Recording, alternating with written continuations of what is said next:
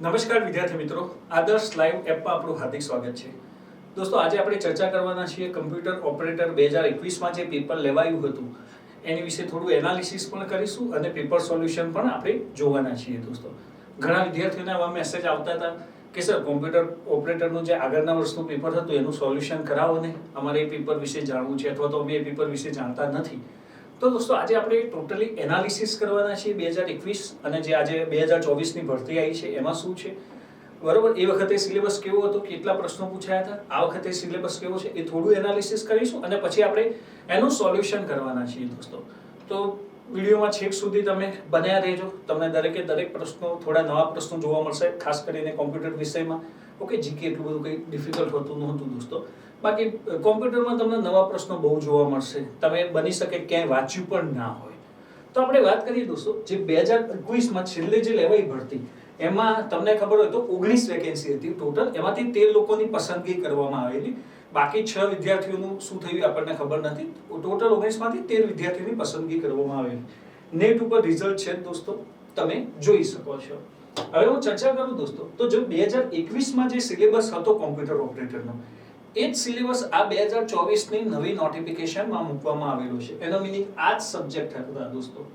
Okay, તો તમને એવું થાય કે સર સબ્જેક્ટની સામે જે તમે ક્વેશ્ચન લખ્યા છે એ શું છે, તો 2021માં કોમ્પ્યુટર ઓપરેટરનું જે પેપર હતું એમાં કયા વિષયમાંથી કેટલા ક્વેશ્ચન પૂછાયેલા એ મેં લખ્યા છે, જેથી તમને આઈડિયા આ વખતે તૈયારી કરતા તમને આઈડિયા આવે કે જરૂરી નથી કે ટોટલ જો 3, 3, 6 અને 3, 9 ટોપિક છે. ઓકે, જે લાસ્ટ ટાઈમ પ્રિલિમનું પેપર હતું એ 100 માર્ક્સનું હતું. આ વખતે પણ 100 માર્ક્સનું છે, બરાબર. આ વખતે પણ 100 માર્ક્સનું છે. તો ઘણા વિદ્યાર્થીઓ શું કરે કે આ દરેકે દરેક સબ્જેક્ટ આપ્યો એને ઇક્વલી જસ્ટિફાઈ કરતા હોય અથવા તો વધારે વાંચતા હોય, પણ અહીં તમે જુઓ, અહીં દેખાય છે દોસ્તો, ટોટલ 100 માર્ક્સમાંથી ખાલી કમ્પ્યુટર નોલેજના 53 ક્વેશ્ચન હતા, 53 ક્વેશ્ચન. ખાલી કમ્પ્યુટર વિષયના 53 ક્વેશ્ચન હતા. એટલે તમે અંદાજો લગાવી શકો છો દોસ્તો કે કમ્પ્યુટર ઓપરેટરની પ્રિલિમ્સમાં કમ્પ્યુટર જ મેઇન સબ્જેક્ટ છે. તમને આમાં ખબર છે કે 50+ માર્ક્સ લાવવાના હોય છે પાસ થવા. જો તમારું કમ્પ્યુટર વ્યવસ્થિત હોય ખાલી તમે કમ્પ્યુટર વિષયમાંથી પાસ થઈ શકો છો દોસ્તો. એક જ વિષય કરવાનો. બાકી તમે બીજા બધા જો જનરલ નોલેજ ભેગા થઈને બધું ભેગું થઈને 10 ક્વેશ્ચન હતા. તમે જનરલ નોલેજના પ્રશ્નો જોશો તો તમને લાગશે બહુ સિમ્પલ હતા, જેમ કે કુરુક્ષેત્ર ક્યાં આવેલું છે, આવા સિમ્પલ ક્વેશ્ચન હતા દોસ્તો. પર્ટિક્યુલર કોઈ પ્રોજેક્ટ હોય, કોઈ નદી ઉપર કોઈ ડેમ આવેલો હોય તો એ ડેમ કઈ નદી ઉપર આવેલો છે, એવા પ્રશ્નો હતા, બરાબર. ઇંગ્લિશ લેંગ્વેજના 5 ક્વેશ્ચન હતા, જેમાં તમને કોઈ વર્ડનું પ્યુરલ પૂછ્યું, બહુવચન પૂછ્યું અથવા સિનોનિમ્સ, એન્ટોનિમ્સ એવા કોઈ પ્રશ્ન પૂછ્યા હોય. આ બે જે સબ્જેક્ટ હતા ન્યુમેરિક્સ અને રીઝનિંગ, આના પ્રશ્નો થોડા લેવલના હતા. લેવલના એટલે ડાયરેક્ટ સોલ્વ થાય એવા નહોતા, કેલ્ક્યુલેશન કરવી પડે એવી હતી. જેમ કે અમે યુટ્યુબમાં ડ્રોપ 1 કરીને એક પ્રશ્ન મૂકેલો, અક્ષર સરે મેથ્સનો એક ક્વેશ્ચન મૂકેલો. તમે પ્રશ્ન જોયો હોય તો 2 થી 3 મિનિટ તો ખાલી એ પ્રશ્ન વાંચતા લેવો હતો. સોલ્વ તો પછી કરીએ, 2-1 મિનિટ તો ખાલી પ્રશ્ન વાંચતા થયા નથી દોસ્તો. ઓકે, તો મેથ્સ અને રીઝનિંગ બહુ વ્યવસ્થિત હતું. એમાં મેથ્સમાં 7 ક્વેશ્ચન હતા અને રીઝનિંગના 5 ક્વેશ્ચન હતા દોસ્તો. Same Indian history and geography, તમે વિચારો આ કેટલા બે મોટા સબ્જેક્ટ છે. આ બંને સબ્જેક્ટના ભેગા થઈને 4 ક્વેશ્ચન હતા. એનો મીનિંગ સ્માર્ટ વિદ્યાર્થીઓ તો અહીંયા તૈયારી જ ના કરે. અને આ બેમાંથી જે 4 ક્વેશ્ચન હતા એ 4 ક્વેશ્ચન પણ બહુ ઈઝી હતા દોસ્તો. જેમ કે હિસ્ટ્રીમાં બધા રાજાઓના નામ આપેલા, એને તમારે ક્રોનોલોજીકલ ઓર્ડર કરવાના હતા. એક વખત હિસ્ટ્રી વાંચી હોય તમે આરામથી આવડી જાય. જીઓગ્રાફીમાં બેઝિક ક્વેશ્ચન હતા. Okay, general knowledge base question હતા, આવડી જાય એવા હતા, કોઈ પણ એવા ડિફિકલ્ટ નહોતા. સ્પોર્ટ્સના 3 ક્વેશ્ચન હતા, એ પણ ઈઝી હતા દોસ્તો. કરંટ અફેર્સના 5 ક્વેશ્ચન હતા, એમાં પણ બહુ ખાસ ડિફિકલ્ટ નહોતા. સૌથી ઈઝી હતું દોસ્તો ગુજરાતી લેંગ્વેજ. ગુજરાતી લેંગ્વેજના જે 5 ક્વેશ્ચન હતા, આઈ થિંક એક રૂઢિપ્રયોગ, સમાનાર્થી, વિરુદ્ધાર્થી હતા, એ પણ ઈઝી હતા. તો જોવા જઈએ તો મેઇન આ 3 સબ્જેક્ટ હતા, એના પ્રશ્નો થોડા ડિફિકલ્ટ હતા. કમ્પ્યુટર, મેથ્સ અને રીઝનિંગ. કમ્પ્યુટરમાં 53 ક્વેશ્ચન હતા દોસ્તો. એ 53 એ 3 ડિફિકલ્ટ નહોતા. આમાંથી હું તમને કહું, તમને નોર્મલી કોમ્પ્યુટરનું નોલેજ હોય તો તમે 30 થી 35 તો લાવી શકો એમ હતા.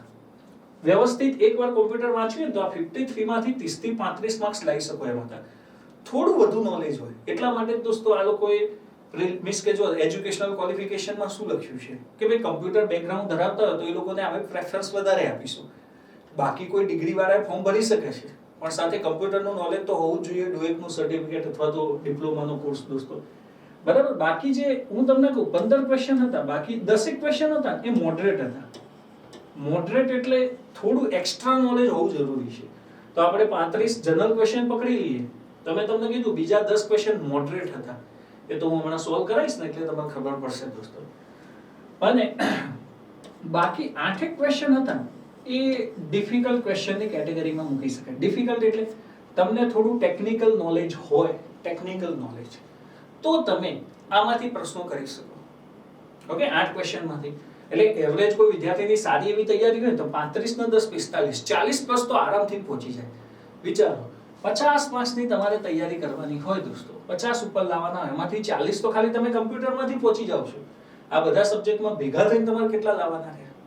તો આનો મીનિંગ શું થયો કે એક સબ્જેક્ટ સારો હોય દોસ્તો, આ એક જ સબ્જેક્ટ, તો CO ની પ્રિલિમ તો આરામથી નીકળી જાય છે. એટલા માટે જ આપણે ખાસ કીધેલું છે દોસ્તો કે ખાસ તમારે કોમ્પ્યુટર, આ કરંટ અફેર્સ છે ને કોમ્પ્યુટર રિલેટેડ જ હતું દોસ્તો ખાસ. ઓકે, આ સબ્જેક્ટ તમને આવડવું જોઈએ ને મેથ્સ રીઝનિંગ આવડવું જોઈએ. તમે ગણી લો કેટલું 82 53 ને 12, ઓકે 65 માર્ક્સ થઈ ગયા. જેના 3 સબ્જેક્ટ સ્ટ્રોંગ હોય આરામથી પ્રિલિમ કાઢ નાખે, બાકી કશું અડવાની જરૂર જ નથી દોસ્તો. આ એનાલિસિસ છે. ઓકે, તમે વેબસાઇટ ઉપર લાસ્ટ યરનું 2021 નું પેપર પડેલું છે, તમે જોઈ શકો છો દોસ્તો.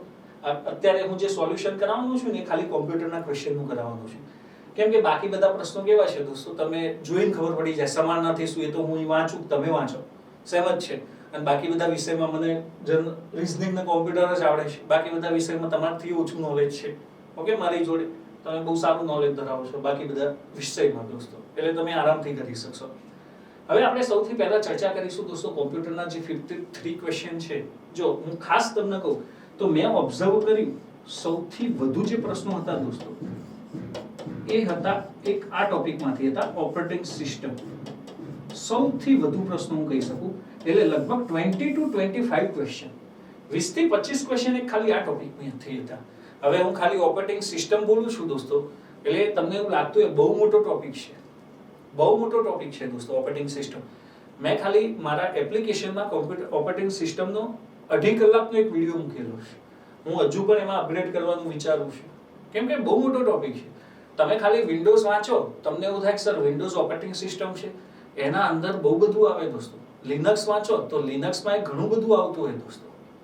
ઓકે, ખાલી એવું નથી કે નામ મને એટલી ખબર હોય કે વિન્ડોઝ પેઇડ ઓપરેટિંગ સિસ્ટમ છે, માઇક્રોસોફ્ટે લોન્ચ કરેલી ઓપરેટિંગ સિસ્ટમ છે, બરાબર. વિન્ડોઝના અલગ અલગ વર્ઝન છે. એ બેઝિક જ્યારે કોઈ આપણે એક્ઝામ આપતા હોય જેમાં સામાન્ય બેઝિક કમ્પ્યુટર પૂછાતું એના માટે જરૂરી છે. પણ જ્યારે તમે કમ્પ્યુટર ઓપરેટરની તૈયારી કરતા હો ત્યારે ઓપરેટિંગ સિસ્ટમ તમારો ટિપ-ટોપ ટોપિક હોવો જોઈએ. બીજું, માઇક્રોસોફ્ટ ઓફિસમાંથી પણ પ્રશ્નો હતા. માઇક્રોસોફ્ટ ઓફિસમાંથી વધારે પ્રશ્નો શોર્ટકટ કીના હતા દોસ્તો. અને એ શોર્ટકટ કી પણ એવી ખાસ નહોતી પૂછેલી જે અનનોન હોય, જે સૌથી વધુ પૂછાતી હોય એવી જ શોર્ટકટ કી પૂછાયેલી. હું આ બધું અત્યારે એટલે ચર્ચા કરી રહ્યો છું, તમને હવે કેવી રીતે તૈયારી કરવી ને ખબર પડે દોસ્તો. ઓકે, આ કોઈ આપણે ટાઈમ પાસ કે કોઈ હું તમારો ટાઈમ બગાડતો નથી દોસ્તો. આ ખાલી હું ચર્ચા કરી રહ્યો છું, મારું ઓબ્ઝર્વેશન છે. જેમ જેમ પ્રશ્ન આવશે એમ એમ તમે જોશો. ઘણા લોકો એબ્રિવિએશન્સ ખાસ તૈયારી કરતા હોય છે, ફૂલ ફોર્મ. આમાં પણ ફૂલ ફોર્મ હતા દોસ્તો, પણ અહીં જે ફૂલ ફોર્મ હતા આ પ્રશ્નોમાં એની એક ખાસિયત હતી, બેઝિક ફૂલ ફોર્મ નહોતા. તમે નામ ના સાંભળ્યું, જેમ કે CPU ના ફૂલ ફોર્મ, OS નું, HTTP નું એવા ફૂલ ફોર્મ નહોતા. એવી ડિવાઇસના એવા સોફ્ટવેરના એવા પ્રોગ્રામ્સના ફૂલ ફોર્મ હતા જે ક્યાંય તમે વાંચ્યા ના પણ હોય. એ તમને પ્રશ્ન આવશે એટલે ખબર પડશે દોસ્તો. ઓકે, તો હવે આપણે સમય ના બગાડતા સીધા ટોપિક ઉપર જઈશું દોસ્તો. ઓકે, કોમ્પ્યુટરનું સોલ્યુશન આપણે શરૂ કરીશું. ચલો, પહેલો પ્રશ્ન છે. પહેલો પ્રશ્ન છે દોસ્તો, હું ચર્ચા પણ કરીશ, જવાબ કેમ સાચો છે, બીજા જવાબ કેમ ના આવે એની પણ ચર્ચા કરીશું. ખાલી આન્સર, ક્વેશ્ચન આન્સર એ રીતે આપણે નહીં જોઈએ. પહેલો પ્રશ્ન છે દોસ્તો, who develop the basic architecture of computers. કમ્પ્યુટરનું બેઝિક આર્કિટેક્ચર કોને તૈયાર કર્યું? એક સિમ્પલ ક્વેશ્ચન છે. મોટાભાગના વિદ્યાર્થીઓ અહીં મિસ્ટેક કરીને આવેલા, Charles Babbage. Okay, Charles Babbage દોસ્તો આ પ્રશ્નમાં ખોટો આન્સર છે. ઓકે, ચાર્લ્સ બેબેજ કોણ છે? તો એ ફાઉન્ડર ઓફ, ઓકે, એ કોણ છે દોસ્તો? તો એ ફાઉન્ડર ઓફ કમ્પ્યુટર છે, ફાધર ઓફ કમ્પ્યુટર છે દોસ્તો. Okay, who is the father of computer or modern computer પૂછાય તો એનો જવાબ આવે ચાર્લ્સ બેબેજ. સમજ્યા દોસ્તો? કોમ્પ્યુટરના શોધક છે ચાર્લ્સ બેબેજ, અથવા તો કોમ્પ્યુટરના પિતા છે ચાર્લ્સ બેબેજ.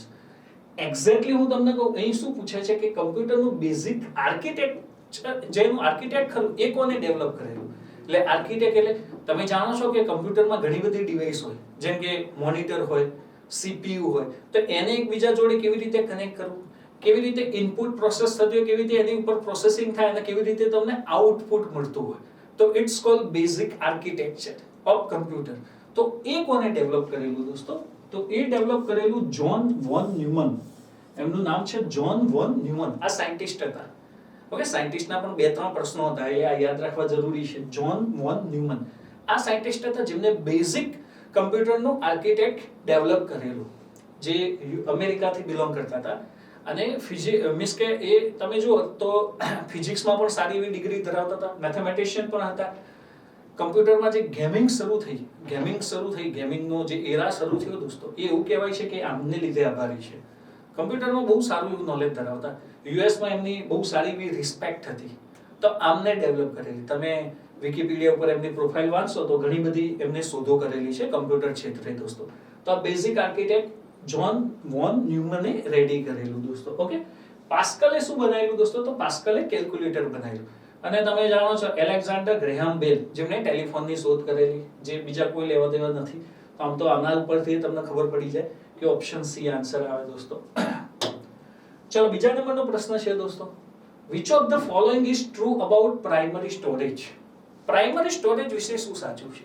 તો આના માટે પહેલા તો તમને ખબર હોવી જોઈએ કે સ્ટોરેજના કેટલા ટાઈપ છે, કયા ટાઈપ છે, કયા ટાઈપનું કામ શું છે દોસ્તો. તો આપણે જાણીએ છીએ સ્ટોરેજની વાત કરીએ તો મેઇનલી 2 પ્રકારના સ્ટોરેજ છે. એક છે પ્રાઇમરી સ્ટોરેજ છે, અને બીજું શું છે? Secondary storage. Okay, secondary storage. એક પ્રાઇમરી સ્ટોરેજ છે અને બીજું સેકન્ડરી સ્ટોરેજ છે. પ્રાઇમરી સ્ટોરેજ છે દોસ્તો એ ડાયરેક્ટ એટલે પ્રાઇમરી મેમરી, અને સેકન્ડરી સ્ટોરેજ એટલે સેકન્ડરી મેમરી. મેમરીના મુખ્યત્વે 2 પ્રકાર છે, પ્રાઇમરી અને સેકન્ડરી દોસ્તો. ઓકે, તો પ્રાઇમરી મેમરી શું છે? આ રીતે એનું સ્ટ્રક્ચર હોય છે. જો ખાલી હું તમને સ્ટ્રક્ચર સમજાવીશ ને તોય તમે સમજી જશો દોસ્તો. આ પ્રાઇમરી મેમરી છે, એની જોડે કઈ મેમરી કનેક્ટ હશે દોસ્તો? સેકન્ડરી મેમરી હશે. ઓકે, પ્રાઇમરી મેમરી છે, એની જોડે સેકન્ડરી મેમરી કનેક્ટ હશે. અને આ આપણું CPU છે, અથવા તો તમે જે કહો છો પ્રોસેસર, જેની સાથે રિલેટેડ છે. તો આ CPU અથવા પ્રોસેસર ડાયરેક્ટ કોની સાથે કનેક્ટેડ હશે? Primary memory. યાદ રાખો, CPU અથવા તો પ્રોસેસરના સેકન્ડરી મેમરી સાથે કોઈ લેવા દેવા નથી.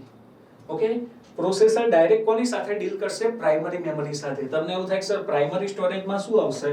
તો પ્રાઇમરી સ્ટોરેજમાં 2 આવશે. એક આવશે મેઇન સ્ટોરેજ, અથવા જેને આપણે મેઇન મેમરી કહીએ છીએ, અને બીજું શું આવશે? આ બાજુ કેશ મેમરી આવશે. શું આવશે? Cache memory. મેઇન મેમરીમાં શું આવશે? આવશે રેમ, રોમ. તો તમે જાણો છો કે પ્રોસેસર સાથે ડાયરેક્ટ કોણ કનેક્ટેડ હોય દોસ્તો? રેમ, રોમ જ કનેક્ટેડ હોય. સેકન્ડરી મેમરીમાં શું આવશે? હાર્ડ ડિસ્ક આવશે, CD, DVD. જે પરમેનન્ટ સ્ટોરેજ હશે એ સેકન્ડરી સ્ટોરેજમાં આવશે, અને પ્રાઇમરી સ્ટોરેજ એટલે જે ટેમ્પરરી સ્ટોરેજ હશે એ બધું શેમાં આવશે દોસ્તો? પ્રાઇમરી સ્ટોરેજમાં આવશે. તો શું કહે છે? જો આટલું સમજ્યા, હવે તમે આ બધા સ્ટેટમેન્ટ સમજી શકશો. which of the following is true about primary storage? Primary storage વિશે આ 3 જે સ્ટેટમેન્ટ આપ્યા છે એમાંથી કયું સાચું છે? તો પહેલું શું કહે છે દોસ્તો? it is directly accessible to the CPU. yes, અહીંથી દેખાય છે ને, CPU થી જ એક્સેસ થાય ડાયરેક્ટલી. તો પહેલા નંબરનું સ્ટેટમેન્ટ છે તો સાચું છે. ડાયરેક્ટલી CPU સાથે જ એક્સેસ હોય પ્રાઇમરી મેમરીનો. સેકન્ડ નંબર શું કહે છે? it allow very fast access to data. yes, આ પણ સાચું છે દોસ્તો. ઓકે, સેકન્ડરી કરતા તો પ્રાઇમરી મેમરીમાં ફાસ્ટ ડેટા અલાઉ હોય એક્સેસ. થર્ડ શું કહે છે? it is relatively more expensive. yes, તમે જો સેકન્ડરી સ્ટોરેજ કરતા primary storage RAM, ROM costly હોય છે દોસ્તો, compare to hard disk, CD, DVD કરતા. તો ત્રીજા નંબર પણ સાચું છે. તો એને ટ્રુ પૂછેલા, તો અહીં એક ઓપ્શન આપ્યું છે all of the options. તો 3 ઓપ્શન્સ સાચા છે દોસ્તો. હવે આના માટે તમને પ્રાઇમરી સ્ટોરેજની કમ્પ્લીટ ડિટેલ ખબર હોય, જો આ ડિટેલ ખબર હોય તો જ તમે આ પ્રશ્નનો જવાબ આપી શકો. ખાલી પ્રાઇમરી સ્ટોરેજમાં શું આવે, મેઇન સ્ટોરેજમાં શું આવે, ઓકે, સેકન્ડરી સ્ટોરેજમાં શું આવે, એટલાથી નહીં ચાલે. પ્રોપર તમને ખબર હોવી જોઈએ. તો option D is right answer દોસ્તો. હવે ચર્ચા કરીએ, what is the full form of AVI format? પહેલા તો એ સમજવું જોઈશે કે દોસ્તો AVI શું છે. AVI શું છે? જો આ AVI નું ફૂલ ફોર્મ પૂછાયું છે, આપણે જનરલી HTTP ને ઓકે OTG ને એવા બધા ફૂલ ફોર્મ તૈયાર કરીએ છીએ. તો પહેલા એ સમજીએ કે AVI નું ફૂલ ફોર્મ શું થાય, પછી હું સમજાવું છું એક્ઝેક્ટલી શું છે. AVI નું ફૂલ ફોર્મ થાય દોસ્તો ઓડિયો વિડિયો ઇન્ટરલીવ. શું થાય full form? Audio video interleave. આ બીજું કંઈ જ નથી દોસ્તો, આ છે ને એ વિડિયો ફોર્મેટ છે. કઈ ફોર્મેટ છે? વિડિયો ફોર્મેટ છે. અલગ અલગ ફોર્મેટ આવે. જ્યારે પણ તમે કોઈ ફાઇલ સેવ કરો દોસ્તો, જેમ કે કોઈ ફોટોઝ હોય, એ ફોટોઝના તમે કમ્પ્યુટરમાં સ્ટોર કરો તો અલગ અલગ એની ફાઇલ ફોર્મેટ હોય છે. .jpg, .jpeg આ બધી ફાઇલ ફોર્મેટ કહેવાય દોસ્તો. સેમ તમે જ્યારે કોઈ ઓડિયો સ્ટોર કરતા હોય ત્યારે ઓડિયો વિડિયો માટે પણ તમને ખબર હોય કે એક ફોર્મેટ હોય છે .mp3, .mp4. આ શું છે દોસ્તો? તો ઓડિયો ફોર્મેટ છે. સેમ વિડિયો ફોર્મેટ આવે છે. આ શું છે? એક પ્રકારની વિડિયો ફોર્મેટ છે. જ્યારે તમે કોઈ વિડિયોને સ્ટોર કરો ત્યારે કયા ફોર્મેટમાં સ્ટોર થતો હોય છે? AVI ફોર્મેટમાં. પણ આ AVI ફોર્મેટમાં ક્યારે સ્ટોર થાય દોસ્તો વિડિયો? જ્યારે તમે જાણો છો માઇક્રોસોફ્ટ કંપની બહુ લીજેન્ડ કંપની છે. કોમ્પ્યુટર ક્ષેત્રે એનું બહુ મોટું યોગદાન છે. જ્યારે તમે તમારા કોમ્પ્યુટરમાં માઇક્રોસોફ્ટની ઓપરેટિંગ સિસ્ટમ છે વિન્ડોઝ યુઝ કરતા હોય દોસ્તો, ત્યારે તમે વિન્ડોઝની ઘણી બધી સર્વિસ યુઝ કરતા હોય, જેમ કે વિન્ડોઝ મીડિયા પ્લેયર. ઘણા લોકોને VLC ગમતું હોય તો VLC વાપરતા હોય. ઘણા લોકો એક્સ્ટ્રા સ્ટોર કરતા નથી, એક્સ્ટ્રા બીજું કોઈ સોફ્ટવેર બીજું કોઈ પ્લેયર કમ્પ્યુટરમાં નાખતા નથી. તો બેઝિક તમારે યુઝ કરવું હોય તો વિન્ડોઝનું એક પ્લેયર છે, તમે આનું નામ સાંભળ્યું હશે, વિન્ડો મીડિયા પ્લેયર. તો જ્યારે તમે કોઈ વિન્ડો મીડિયા પ્લેયર થ્રુ તમે કોઈ વિડિયો સ્ટોર કરો છો તો બાય ડિફોલ્ટ એની ફોર્મેટ કઈ હશે? .avi ફોર્મેટ હશે. કઈ ફોર્મેટ હશે? .avi ફોર્મેટ હશે. જો તમે વિન્ડો મીડિયા પ્લેયર થ્રુ કોઈ ફાઇલ ઓપન કરો છો તો એની વિડિયો ફોર્મેટ .avi થઈ જશે દોસ્તો. સમજ્યા? તો આ .avi audio video interleave window media પ્લેયરની ફોર્મેટ છે. આપણને એટલી ખબર હોવી જોઈએ ખાલી આનું ફૂલ ફોર્મ શું થાય. સમજ્યા? એક ફાઇલ ફોર્મેટ છે જે વિડિયો ફાઇલ ફોર્મેટ છે. વિડિયો ફાઇલ ફોર્મેટ કહી શકાય. વિડિયો ઓડિયો અલગ અલગ આવે ને, સાઉન્ડ ફોર્મેટની અલગ આવે, મેં તમને કીધું ઇમેજ ફોર્મેટ અલગ આવે. અલગ અલગ જે પ્રકારે તમારી ફાઇલ્સ હોય એની ફોર્મેટ અલગ અલગ હોય દોસ્તો. ઓકે, તો ઓપ્શન સી આનો જવાબ રહેશે. એના પછી છે cache memory is implemented using. હવે કેશ મેમરી તમે જાણો છો દોસ્તો, ફાસ્ટેસ્ટ મેમરી છે. જે તમે ફ્રીક્વન્ટલી જે કામ યુઝ કરતા હોય એ ક્યાં સ્ટોર હોય? કેશ મેમરીમાં સ્ટોર હોય. કેશ મેમરી કોઈ અલગ જગ્યા નથી દોસ્તો. રેમનું જે આગળનું પોર્શન હોય એઝ અ કેશ મેમરી તરીકે યુઝ કરવામાં આવતો હોય, જ્યાં જે તમે ફ્રીક્વન્ટલી ફાઇલ યુઝ કરતા હોય અને કેશ મેમરીમાં સ્ટોર હોય. તો જ્યારે પણ તમે એ ફાઇલ્સ ઓપન કરો તો એ બીજી ફાઇલ કરતા જલ્દી ઓપન થતી હોય. તો શું કહે છે? Cache memory is implemented using SRAM. રેમના બે ટાઈપ છે દોસ્તો. રેમના બે ટાઈપ છે. કયા કયા છે? એક છે SRAM અને બીજી છે DRAM. આપણી હાઈકોર્ટની પરીક્ષામાં બંનેના ફૂલ ફોર્મ પૂછાયા હતા. હાઈકોર્ટ આસિસ્ટન્ટમાં SRAM નું ફૂલ ફોર્મ પૂછાયું હતું અને હાઈકોર્ટ કેશિયરમાં DRAM નું ફૂલ ફોર્મ પૂછાયું હતું. SRAM એટલે દોસ્તો static RAM, DRAM stand four dynamic RAM અને RAM stand four random access memory. તો એ શું કહે છે કે SRAM કોનો યુઝ કરતી હોય છે દોસ્તો? કેશ મેમરી કોનો યુઝ કરતી હોય છે? SRAM નો યુઝ કરતી હોય છે. કોનો યુઝ કરતી હોય છે? SRAM નો યુઝ કરતી હોય છે. ઓકે, આપણને ખબર હોવી જોઈએ. ચલો નેક્સ્ટ ક્વેશ્ચન છે. હવે જો આ થોડું મને પ્રશ્ન અલગ લાગે. શું કહે છે દોસ્તો? 1536 megabyte is equivalent two select most suitable option. એટલે એક્ઝેક્ટ નથી આપવાનું, જે એના સુટેબલ હોય ઓપ્શન આપવાનું છે. તો 1536 મેગાબાઇટ, હવે બધા જ જાણીએ છીએ આપણે દોસ્તો કે 1024 MB બરાબર શું થાય? તો 1024 MB બરાબર 1 GB થાય, 1 ગીગાબાઇટ થાય દોસ્તો. 1024 MB બરાબર શું થાય? 1 GB થાય, 1 ગીગાબાઇટ થાય. તો અહીં એને પૂછ્યું છે દોસ્તો કે 1536 MB હોય તો હું એવું કહી શકું મોસ્ટ સુટેબલ ઓપ્શન અહીં આપ્યો છે, તો અહીં આપણે 1.5 GB જ કરીશું દોસ્તો. અહીં શું આપણે આન્સર આપીશું? 1.5 GB એપ્રોક્સિમેટલી એટલું જ થશે, કેમ કે 1024 MB છે તો એપ્રોક્સિમેટલી 1 GB કહીએ છીએ આપણે. તો 1536 MB equal to approximately 1.5 GB gigabyte આપણને ખબર હોવી જોઈએ. મોસ્ટ સુટેબલ ઓપ્શન છે દોસ્તો. હવે એમ કે 1536 એટલે 1024 કરતા ઉપર ખાસી 401 MB વધારે છે દોસ્તો. ઓકે, તો પછી આપણે એને ઇગ્નોર ના કરી શકાય, 1 ગીગાબાઇટ ના કહી શકાય, 1.5 GB કહેવું જોઈએ. એપ્રોક્સિમેટલી એટલું થતું હોય દોસ્તો. ઓકે, ચલો આને પછી એક ઓપ્શન છે which of the following is an initial program stored in secondary memory. જ્યારે શું કહે છે? ઇનિશિયલ પ્રોગ્રામ એટલે તમારું જ્યારે કમ્પ્યુટર સ્ટાર્ટ થતું હોય ને દોસ્તો, આ જો OS નો ક્વેશ્ચન આવે, જ્યાં OS આવશે ત્યાં હું લખીશ. હજુ સુધી આગળ તમે જો OS ના પ્રશ્નો કહી શકાય, હજુ આગળ આયા નથી OS ના, હવે ખાસ OS ના પ્રશ્નો આવશે. શું કહે છે? Which of the following is an initial program stored in a secondary memory? જ્યારે તમારું કમ્પ્યુટર સ્ટોર મીન્સ કે સ્ટાર્ટ થતું હોય, સ્ટાર્ટિંગ પ્રોસેસ ઓફ કમ્પ્યુટર, એને શું કહેવાય? બૂટિંગ. તમારું કમ્પ્યુટર જ્યારે સ્ટાર્ટ થતું હોય, બૂટ થતું હોય, ત્યારે બે પ્રોસેસ થતી હોય દોસ્તો. તમને ખબર હોય બે ટેસ્ટ રન થતા હોય છે. આના પ્રશ્નો બહુ પૂછેલા, પોસ્ટ અને બાયસ. આ બે ટેસ્ટ રન થતા હોય છે દોસ્તો. પોસ્ટનું ફૂલ ફોર્મ શું થાય? Power on self test. Power on self test. તમને ખબર હોય તમારું જ્યારે કમ્પ્યુટર સ્ટાર્ટ થાય ત્યારે જે બ્લેક કલરની વોર્નિંગ્સ આવે છે, તો પહેલા પોસ્ટ ટેસ્ટ રન થતો હોય, જે શું ચેક કરે દોસ્તો? તમારા કમ્પ્યુટરમાં કોઈ પાવર રિલેટેડ તો પ્રોબ્લેમ નથી ને? હોય તો એરર ટાઈમ ડિસ્પ્લે કરશે કે ભાઈ તમારા કમ્પ્યુટરમાં પ્રોબ્લેમ છે, શરૂ નહીં થાય. અને કોઈ પ્રોબ્લેમ્સ નહીં હોય તો ઓટોમેટિક સ્ટાર્ટ થઈ જશે તમારું કમ્પ્યુટર. સ્ટાર્ટ થઈ જાય તો મીનિંગ કોઈ પ્રોબ્લેમ્સ નથી. બાયસનું ફૂલ ફોર્મ શું થાય દોસ્તો? બાયસનું ફૂલ ફોર્મ થાય બેઝિક ઇનપુટ આઉટપુટ સિસ્ટમ. તો બાયસ શું ચેક કરશે? તમારા કમ્પ્યુટરની જે ઇનપુટ આઉટપુટ સિસ્ટમ છે એ પ્રોપરલી વર્ક કરે છે કે નહીં દોસ્તો. તો આ જે બે પ્રોગ્રામ્સ હોય છે એ ક્યાં હોય છે દોસ્તો? તો એ બૂટ લોડર નામનો એક પ્રોગ્રામ હોય છે, એમાં સ્ટોર હોય છે. ક્યાં હોય છે? રોમમાં હોય છે દોસ્તો. બૂટ લોડર નામનો એક પ્રોગ્રામ હોય છે, ત્યાં સ્ટોર હોય છે. ઓકે, ઓએસ વર્ઝન તો જવાબ જ ના આવે. કર્નલ એટલે શું દોસ્તો? તો જ્યારે કર્નલ શું છે? જ્યારે ઓએસ રનિંગ સ્ટેટમાં હોય, ઓપરેટિંગ સિસ્ટમ રનિંગ સ્ટેટમાં હોય તો એને શું કહેવાય? કર્નલ કહેવાય. કર્નલ એટલે એનો જીવ કહેવાય. જેમ કે માણસનું જીવ ક્યાં હોય? એના હૃદયમાં હોય. એમ એવું કહી શકું કે ઓપરેટિંગ સિસ્ટમનો જીવ કર્નલમાં હોય દોસ્તો. ઓકે, જેડીકે અલગ છે. તો બૂટ લોડર તમારો જવાબ હશે આ પ્રશ્નમાં. આની પછી એક પ્રશ્ન છે દોસ્તો. જો અહીં સિમ્પલ કહું તો બીજું કશું જ નથી. એને પોસ્ટનું હમણાં જ જોયું ને, આગળ જ બતાવ્યું, પોસ્ટનું ફૂલ ફોર્મ પૂછ્યું છે.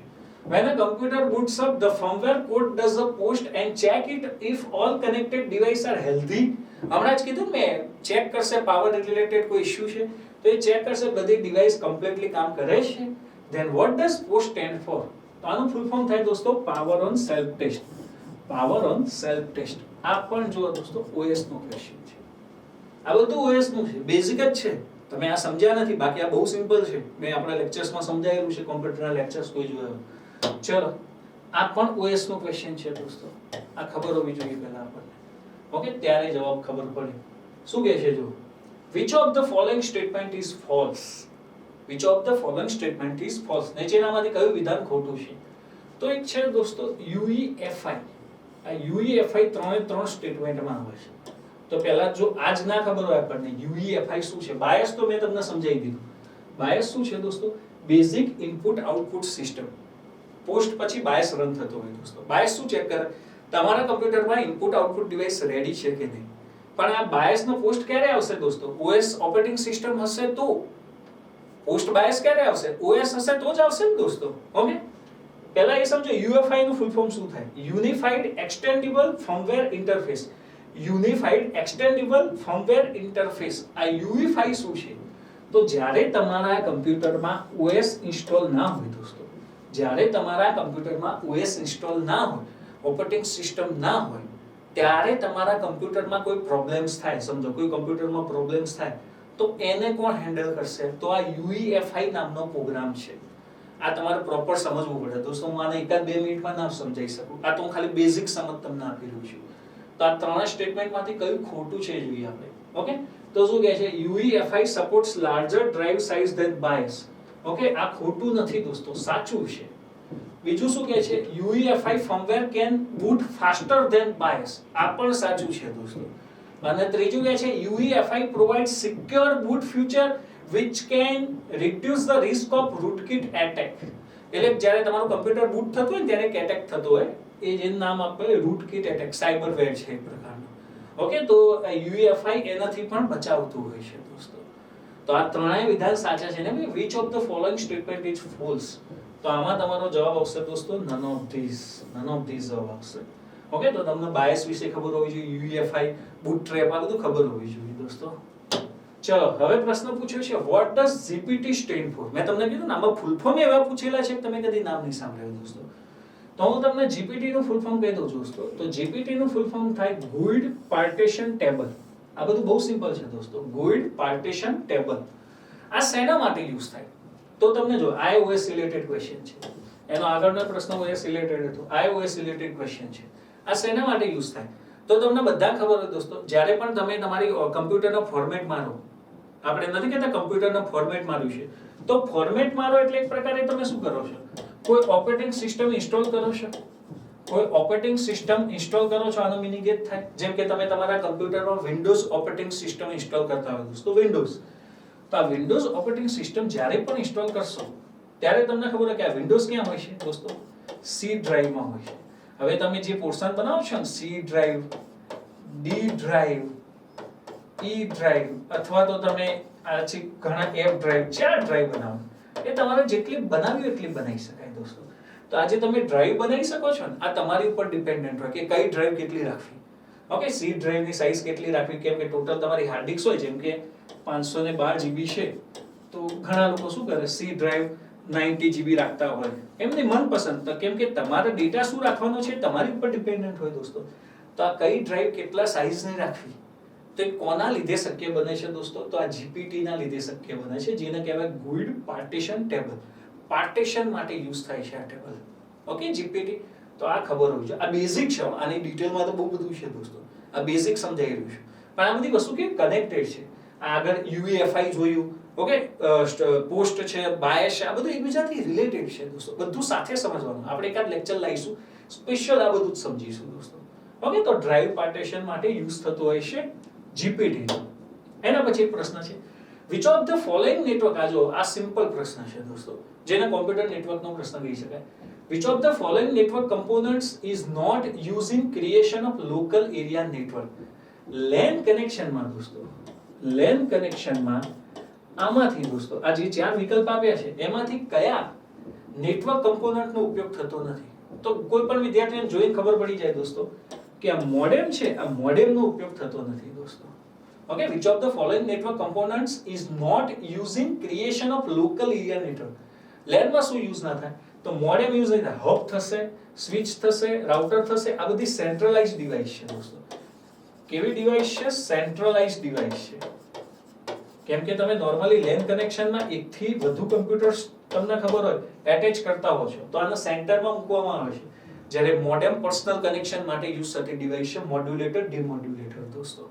ઓકે, તો એ LAN કનેક્શનમાં મોડેમનો ઉપયોગ થતો નથી. હબ અને સ્વિચ એ સિમ્પલ નેટવર્કિંગ ડિવાઇસ છે, ખાલી એમાં ફરક શું છે, નંબર્સ ઓફ કમ્પ્યુટર કનેક્ટ કરવાનો ફરક છે. જેમ કે હબમાં હોય તમે થોડા ઓછા કમ્પ્યુટર એટેચ કરી શકશો, લાઈક 64 વધારે કરી શકાય, હું સામાન્ય એવરેજ ખાલી એક્ઝામ્પલ આપું છું. સ્વિચમાં તમે more than 64 like 128 computer single device સાથે એટેચ કરી શકશો. Okay, as a LAN connect કરીને તમે. ચલો, હવે તમને પૂછ્યું છે the operating system manage which of the following. OS નું ફંક્શન શું છે દોસ્તો? તો OS નું મેઇન ફંક્શન તો શું કહેવાય? Hardware software, interface between hardware and software. એ તો છે, હાર્ડવેર અને સોફ્ટવેરને જોડવાનું કામ કરે છે, એ તો છે જ દોસ્તો. સાથે સાથે મેમરી મેનેજમેન્ટનું પણ કામ કરે છે. તમે તમારા કમ્પ્યુટરમાં કોઈ પણ પ્રોગ્રામ સ્ટાર્ટ કરશો તો એને મેમરી એલોકેટ કરવાનું કામ કોનું હશે? OS નું. સાથે સાથે પ્રોસેસરને પણ મેનેજ કરે છે દોસ્તો. ઓકે, સાથે સાથે ડિસ્ક એન્ડ ઇનપુટ આઉટપુટ ડિવાઇસને પણ મેનેજ કરે છે. તો ઓલ ઓફ ધ ઓપ્શન્સ, અહીં તમારો જવાબ આવશે all of the options. OS આ બધાને મેનેજ કરે છે. OS ના હોય તો તમારું કમ્પ્યુટર કઈ કામનું નથી દોસ્તો. Okay, simple. ચલો, હવે છે which network protocol is used to send emails. બહુ સિમ્પલ ક્વેશ્ચન છે દોસ્તો. ઓકે, નેટવર્ક પ્રોટોકોલ, આમાં 4 માંથી કયો પ્રોટોકોલ યુઝ થાય દોસ્તો? તો તમને ખબર છે કે આ બે મોસ્ટ આઈએમપી પ્રોટોકોલ છે. એક છે SMTP, જે ઈમેલ સેન્ડ કરવા માટે યુઝ થાય. આનું ફૂલ ફોર્મ શું થાય દોસ્તો? સિમ્પલ મેલ ટ્રાન્સફર પ્રોટોકોલ. સિમ્પલ મેલ ટ્રાન્સફર પ્રોટોકોલ, જે ઈમેલ સેન્ડ કરવા માટે યુઝ થતો પ્રોટોકોલ છે દોસ્તો. તો કોઈ કે POP3 શું છે? POP નું ફૂલ ફોર્મ થાય દોસ્તો post office protocol. Post office protocol version 3. Post office protocol version 3. POP3 શેના માટે યુઝ થાય? ઈમેલને રિસીવ કરવા માટે યુઝ થાય. આપણે નથી કહેતા POP નું સર્વર, પોપઅપ મેસેજ આવે. પોપઅપ મેસેજ એટલે શું? જ્યાં સુધી તમે નેટ થી કનેક્ટેડ નહીં હો, ઓફલાઈન હશો, ત્યાં સુધી એ પોપના સર્વર પર સ્ટોર હશે. તમે જેવું ઇન્ટરનેટ ઓન કરશો તરત બધા મેસેજ આવશે. આપણે કહીએ છીએ ને પોપઅપ મેસેજ આવે, પોપઅપ મેસેજ આવે, તો એ બીજું કંઈ જ નથી દોસ્તો, એ જ છે POP. તો POP નું ફૂલ ફોર્મ થાય પોસ્ટ ઓફિસ પ્રોટોકોલ. FTP છે, આનું ફૂલ ફોર્મ શું થાય? File transfer protocol. File transfer protocol. Okay, બે LAN કનેક્શન હોય અથવા તો લેન કનેક્શન એની ઉપર ફાઇલ ટ્રાન્સફર કરવા માટે યુઝ થાય, ઓફલાઈન પ્રોટોકોલ છે. ઇન્ટરનેટ બંધ હોય ફાઇલ ટ્રાન્સફર કરવી લેન કનેક્શનમાં FTP પ્રોટોકોલ થઈ. Internet message access protocol IMP server side use થતો પ્રોટોકોલ છે દોસ્તો. ઓકે, તો આનો સિમ્પલ જવાબ છે SMTP. આ બધા બહુ સિમ્પલ પ્રશ્નો છે, તમને કોમન કમ્પ્યુટરમાંથી મળી જશે. પછી આપ્યું છે દોસ્તો, in Windows DISM is a command line tool that is used to mount and service Windows image before deployment. What does DISM stand for? જો અહીંયાનું ફૂલ ફોર્મ પૂછ્યું છે DISM. તો DISM નું ફૂલ ફોર્મ શું થાય દોસ્તો? તો DISM નું ફૂલ ફોર્મ કહું તમને, Deployment Image Service and Management. Deployment Image Service and Management. જે પણ વિદ્યાર્થી વિન્ડોઝનું મીડિયા પ્લેયર યુઝ કરતો હોય દોસ્તો, એને ખબર હશે. તમે વિન્ડોઝ મીડિયા પ્લેયર યુઝ કરતા અથવા તો વિન્ડોઝ યુઝ કરતા હો તો જે ઇમેજ આવે, જે તમે વિન્ડોઝ થ્રુ ઓપન કરતા હો છો ઇમેજને, બરાબર, એ ઇમેજને સર્વિસ અથવા તો માઉન્ટ કરવા માટે જે યુઝ થાય સોફ્ટવેર, એને કહેવાય છે DISM. Deployment image servicing and management. DISM tool છે એક પ્રકારનું, નથી સાધન છે. આપણે જેમ કે તમે પેઇન્ટ યુઝ કરતા હો તો બ્રશ વાપરતા હોય એવી રીતે ઇમેજના સર્વિસ અને માઉન્ટ કરવા માટે યુઝ થતું એક ટૂલ છે દોસ્તો. Deployment image servicing and management. Okay, પછી પ્રશ્ન છે દોસ્તો, વિચ ઓફ, જો આ ઇઝી પ્રશ્ન છે, which of the following is the smallest visual element in a video monitor. Normally દોસ્તો તમે જાણો છો કે વિડિયો મોનિટરમાં આપણને પિક્ચર દેખાતું હોય છે. તો એ પિક્ચર બને કેવી રીતે દોસ્તો? તો પિક્ચર બનવાની શરૂઆત આ ડોટ થી થતી હોય, આવી રીતે ડોટ થાય. આ ડોટ વિડિયો એલિમેન્ટમાં કયા નામે ઓળખાય દોસ્તો? પિક્સેલ. સૌથી નાનામાં નાનો વિડિયો એલિમેન્ટ પિક્સેલ થી ઓળખાય દોસ્તો. ઓકે, આ બધા પિક્સેલ ભેગા થાય, પિક્સેલ ભેગા થાય, આવી રીતે બધા ડોટ ભેગા થાય, પછી એક આખું પિક્ચર બનતું હોય. શું બનતું હોય? પિક્ચર બનતું હોય દોસ્તો. તો સૌથી નાનામાં નાનો એલિમેન્ટ છે એ છે પિક્સેલ. જો આ બીટ બાઇટ ને કેરેક્ટર ને કોઈ લેવા દેવા નથી હો, એ સ્ટોરેજ મીડિયમ છે. બીટ બાઇટ યુનિટ છે, સ્ટોરેજના યુનિટ છે. પિક્સેલ વિડિયો એલિમેન્ટ છે, ડોટ છે. એ ડોટ થી ભેગા થઈને પિક્ચર બનતું હોય દોસ્તો. ઓકે, તો પિક્સેલ સૌથી નાનામાં નાનો એલિમેન્ટ છે. એના પછી આવે છે દોસ્તો, which one of the following is the measurement of computer speed? Most asked question, વારંવાર પૂછાતો પ્રશ્ન છે. તમે નવું કમ્પ્યુટર પરચેસ કરો તો એ બોક્સ ઉપર લખ્યું હશે દોસ્તો કે નોર્મલ કમ્પ્યુટરની સ્પીડ શેમાં માપવામાં આવે છે? તો નોર્મલ કમ્પ્યુટરની સ્પીડ દોસ્તો ગીગાહર્ટ્ઝમાં માપવામાં આવે છે. તમે નવું કમ્પ્યુટર લાવશો ને તો ઉપર સ્પીડ લખી હશે 5.6 ગીગાહર્ટ્ઝ, 3.7 ગીગાહર્ટ્ઝ. દરેક કમ્પ્યુટરની સ્પીડ અલગ અલગ હશે, તમે કેવા કન્ફિગરેશન સાથે લો છો. ઓકે, તો કમ્પ્યુટરની સ્પીડ ગીગાહર્ટ્ઝમાં માપવામાં આવે. બીજો એક પ્રશ્ન પૂછે છે દોસ્તો કે કમ્પ્યુટરની તો ખબર પડી છે, પણ આજે તમે સુપર કમ્પ્યુટરની વાત કરો છો, આ સુપર કમ્પ્યુટરની સ્પીડ શેમાં માપવામાં આવે? તો દોસ્તો સુપર કમ્પ્યુટરની સ્પીડ છે એ ફ્લોપ્સમાં માપવામાં આવતી. ઓકે, ફ્લોપ્સ, ફ્લોટિંગ ઓપરેશન પર સેકન્ડ. ફ્લોટિંગ ઓપરેશન પર સેકન્ડ ફ્લોપ્સમાં માપવામાં આવતી. નોર્મલ કમ્પ્યુટર પૂછે તો એ ગીગાહર્ટ્ઝમાં માપવામાં આવતી હોય છે. આ ખબર હોવી જોઈએ દોસ્તો. હવે એના પછી એક પ્રશ્ન છે દોસ્તો કે MS Excel 2010 for .xlx file there are a maximum blank of rows and blank column. પહેલા દોસ્તો 2003 માઇક્રોસોફ્ટ ઓફિસ ઘણા બધાએ વાપર્યું. તો 2003 માં માઇક્રોસોફ્ટ ઓફિસમાં ખાસ કરીને એક્સેલમાં રો અને કોલમ કેટલી હતી એ પ્રશ્નો બહુ પૂછાતા હતા દોસ્તો.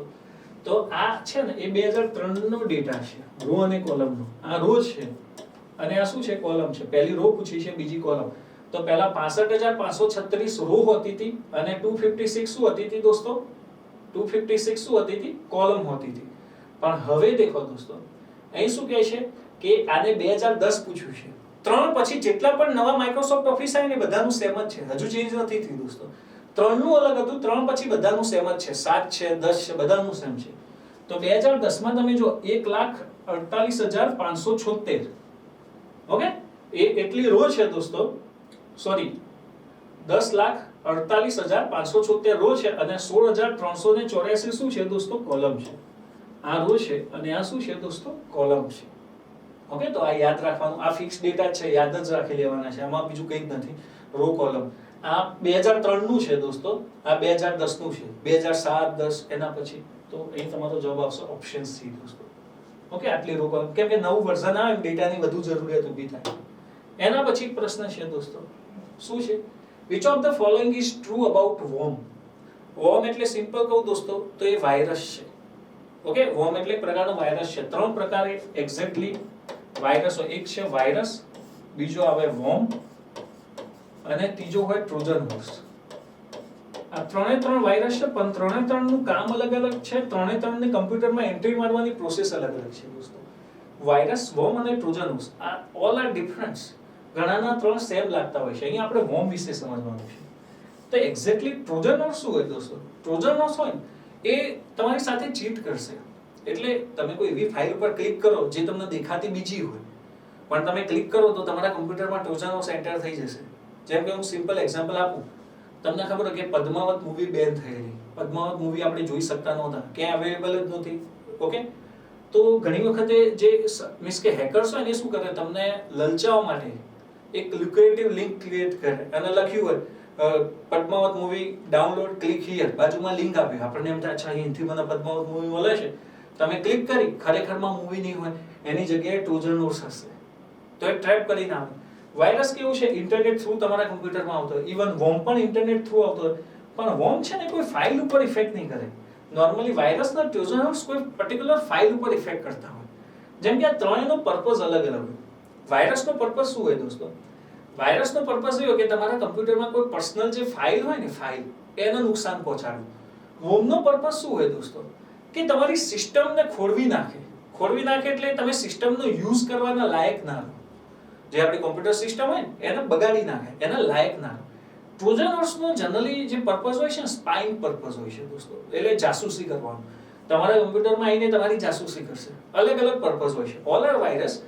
વોર્મ શું હોય છે દોસ્તો? એક સિમ્પલ ફાઇલ હોય એના એક બનાવશે, ક્રિએટ કરશે દોસ્તો. એની રેપ્લિકા ક્રિએટ કરશે. સિંગલ ફાઇલની મલ્ટિપલ રેપ્લિકા ક્રિએટ થાય તો શું થાય? ધીમે ધીમે જે તમારી સાઇઝ હોય ને એ કરપ્ટ થવા લાગે. 500 MB હોય એમાંથી 10 MB નું એક વોર્મ આવી ગયું તો 10 બીજી રેપ્લિકા બનાવો, બીજો 10, ત્રીજો 10, એમ લગભગ 200-300 MB કરપ્ટ કરી નાખે. તમને લાગે 500 MB ખાલી છે, પણ તમે કોઈ ફાઇલ સ્ટોર ના કરાવી શકો. ઓકે, તો શું કહે છે? સાચું શું છે? તો it can not reflect itself. ના, તો ખોટું છે ને દોસ્તો. ઓકે, એ તો રિફ્લેક્ટ કરે જ છે. Which of the following true કીધું છે, આ તો ખોટું છે.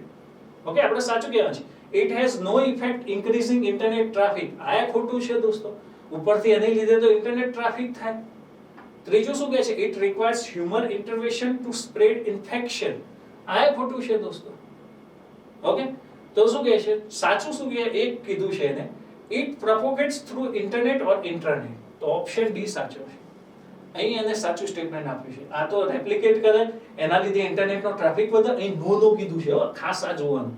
અહીં કેન નોટ કીધું છે, નો કીધું છે, બરાબર? એ જોવાનું. બાકી આ બધું ઘણાને લાગતે સર રેપ્લિકેટ તો કરે જ છે. રેપ્લિકેટ કરે છે, પણ એ ના પાડી છે. It can not replicate it sir. તો ખાસ જોવાનું. તો એ ઇન્ટરનેટ થ્રુ પ્રોપોગેટ થતું હોય છે દોસ્તો. ઇન્ટરનેટ ના યુઝ કરતા હોય તો વોર્મ કે વાયરસ કે ટ્રોજન હોર્સની તમારે ચિંતા કરવાની ના રહેતી હોય. ઓકે, આ નોર્મલ જ ક્વેશ્ચન કહી શકાય. ચલો પછી શું કહે છે? જો Charles Babbage invented which of the following machines. Charles બેબેજે જે કમ્પ્યુટર બનાવ્યું હતું એ મશીન કયા નામે ઓળખાતું હતું? ઘણી વખત પ્રશ્ન પૂછાતો હોય. તો એ મશીન ઓળખાતું હતું દોસ્તો ડિફરન્સ એન્જિનના નામે ઓળખાતું હતું. આ યાદ રાખવાનું, એ યાદ રાખવા જેવું છે. આમાં બહુ ડિટેલમાં જવાની જરૂર નથી.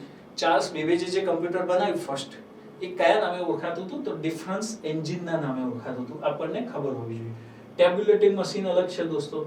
ઓકે, સ્ટેપ્ડ રિકોર્ડર અલગ છે, પાસ્કલ લાઇન અલગ છે. પછી એક પ્રશ્ન છે દોસ્તો, અ VGA cable is used four computer video output. What does VGA stand four? તમે VGA કેબલ નામ સાંભળ્યું છે. VGA કેબલ તો એ શેના માટે યુઝ થાય? કોઈ હાઈ ડેફિનેશન ઓડિયો વિડિયો તમારે એક ડિવાઇસમાંથી અનધર ડિવાઇસમાં તમારે ટ્રાન્સફર કરવો હોય તો એના માટે VGA, નથી કહેતા VGA કેબલ લાવો. ઓકે, VGA કેબલ લાવો તો એના માટે યુઝ થતું દોસ્તો. ઓકે, તો શું કહે છે? જો અહીં VGA નું ફૂલ ફોર્મ શું થાય? તો VGA નું ફૂલ ફોર્મ જોઈએ તો અહીં એનું થશે વિડિયો ગ્રાફિક્સ એરે. એનું ફૂલ ફોર્મ શું થશે દોસ્તો? Video graphics array, VGA cable. જેનાથી તમે multi dimension audio video transfer કરી શકો છો દોસ્તો. ઓકે, ચલો પછી કહે છે which of the following programming language are classified as low level language. તો દોસ્તો સિમ્પલ લો લેવલ લેંગ્વેજ ની વાત કરું છું. લેંગ્વેજ ની વાત કરીએ, લેંગ્વેજ ની વાત કરીએ તો આમ તો જોવા જઈએ તો 3 રીતે ક્લાસિફાઈડ કરેલું છે, પણ આપણે શોર્ટમાં બે રીતે ક્લાસિફાઈડ સમજીશું. એક છે બાઇનરી અને બીજી છે એસેમ્બલી. બાઇનરી અને એસેમ્બલી, આ બે છે એ દોસ્તો આપણે જોઈએ તો કઈ કેટેગરીમાં આવશે? લો લેવલ લેંગ્વેજની કેટેગરીમાં આવશે બાઇનરી અને એસેમ્બલી. અને એક લેંગ્વેજ આવે છે હાઈ લેવલ લેંગ્વેજ. તો હાઈ લેવલ લેંગ્વેજ એટલે જે કમ્પ્યુટર યુઝર ફ્રેન્ડલી હોય, ઇઝીલી માણસ સમજી શકે. બાઇનરી એસેમ્બલી આપણે ના સમજી શકીએ દોસ્તો.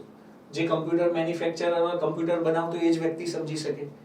જ્યારે હાઈ લેવલ લેંગ્વેજ છે દોસ્તો એ યુઝર ફ્રેન્ડલી હોય, કોઈ પણ સમજી શકે. તો દોસ્તો જો અહીંયા એવું પૂછ્યું છે કે લો લેવલ લેંગ્વેજ કઈ છે? તો આ એસેમ્બલી લેંગ્વેજ છે. તો કોઈ કે sir C, C plus plus, Java, Python, BASIC, COBOL આ બધી કેવી છે દોસ્તો? હાઈ લેવલ લેંગ્વેજ છે. કોઈ કે આપણે ક્યાં ઇઝીલી સમજી શકીએ? આમાંથી તમારે કોઈ પણ લેંગ્વેજ શીખવી હોય ને દોસ્તો તો તમારે કોમ્પ્યુટર એન્જિનિયરિંગ કરવાની જરૂર નથી. તમે કોઈ ક્લાસ જોઈન કરી લો, આરામથી 5-6 મહિનામાં શીખી જશો. ખાલી એનું સ્ટ્રક્ચર આવડવું હોવું જોઈએ. તમે જો કે ઘણા બધા એવા વિદ્યાર્થીઓ છે જે નોન આઈટી બેકગ્રાઉન્ડથી બિલોંગ કરે છે દોસ્તો, પણ તો પણ એ આ લેંગ્વેજ ઉપર કામ કરતા હોય છે દોસ્તો. તો એ કે શું કર્યું? એ લોકો લેંગ્વેજ જ શીખી ગયા હોય, એનું સ્ટ્રક્ચર જ શીખ્યા હોય દોસ્તો. Assembly language, binary language normal પીપલનું કામ નથી દોસ્તો. ઓકે, તો આપણને ખબર હોવી જોઈએ. તો એસેમ્બલી લેંગ્વેજ હાઈ લેવલમાં આવશે. એસેમ્બલી લેંગ્વેજ લો લેવલ લેંગ્વેજમાં આવશે. ઉપરની હાઈ લેવલ લેંગ્વેજમાં આવશે. જવાબ એસેમ્બલી આવશે આપણને. ઓકે, હવે આપણે જોઈએ તો અહીં આપણો જે જવાબ છે એ એસેમ્બલી લેંગ્વેજ આવશે. નેક્સ્ટ ક્વેશ્ચન જોઈએ દોસ્તો.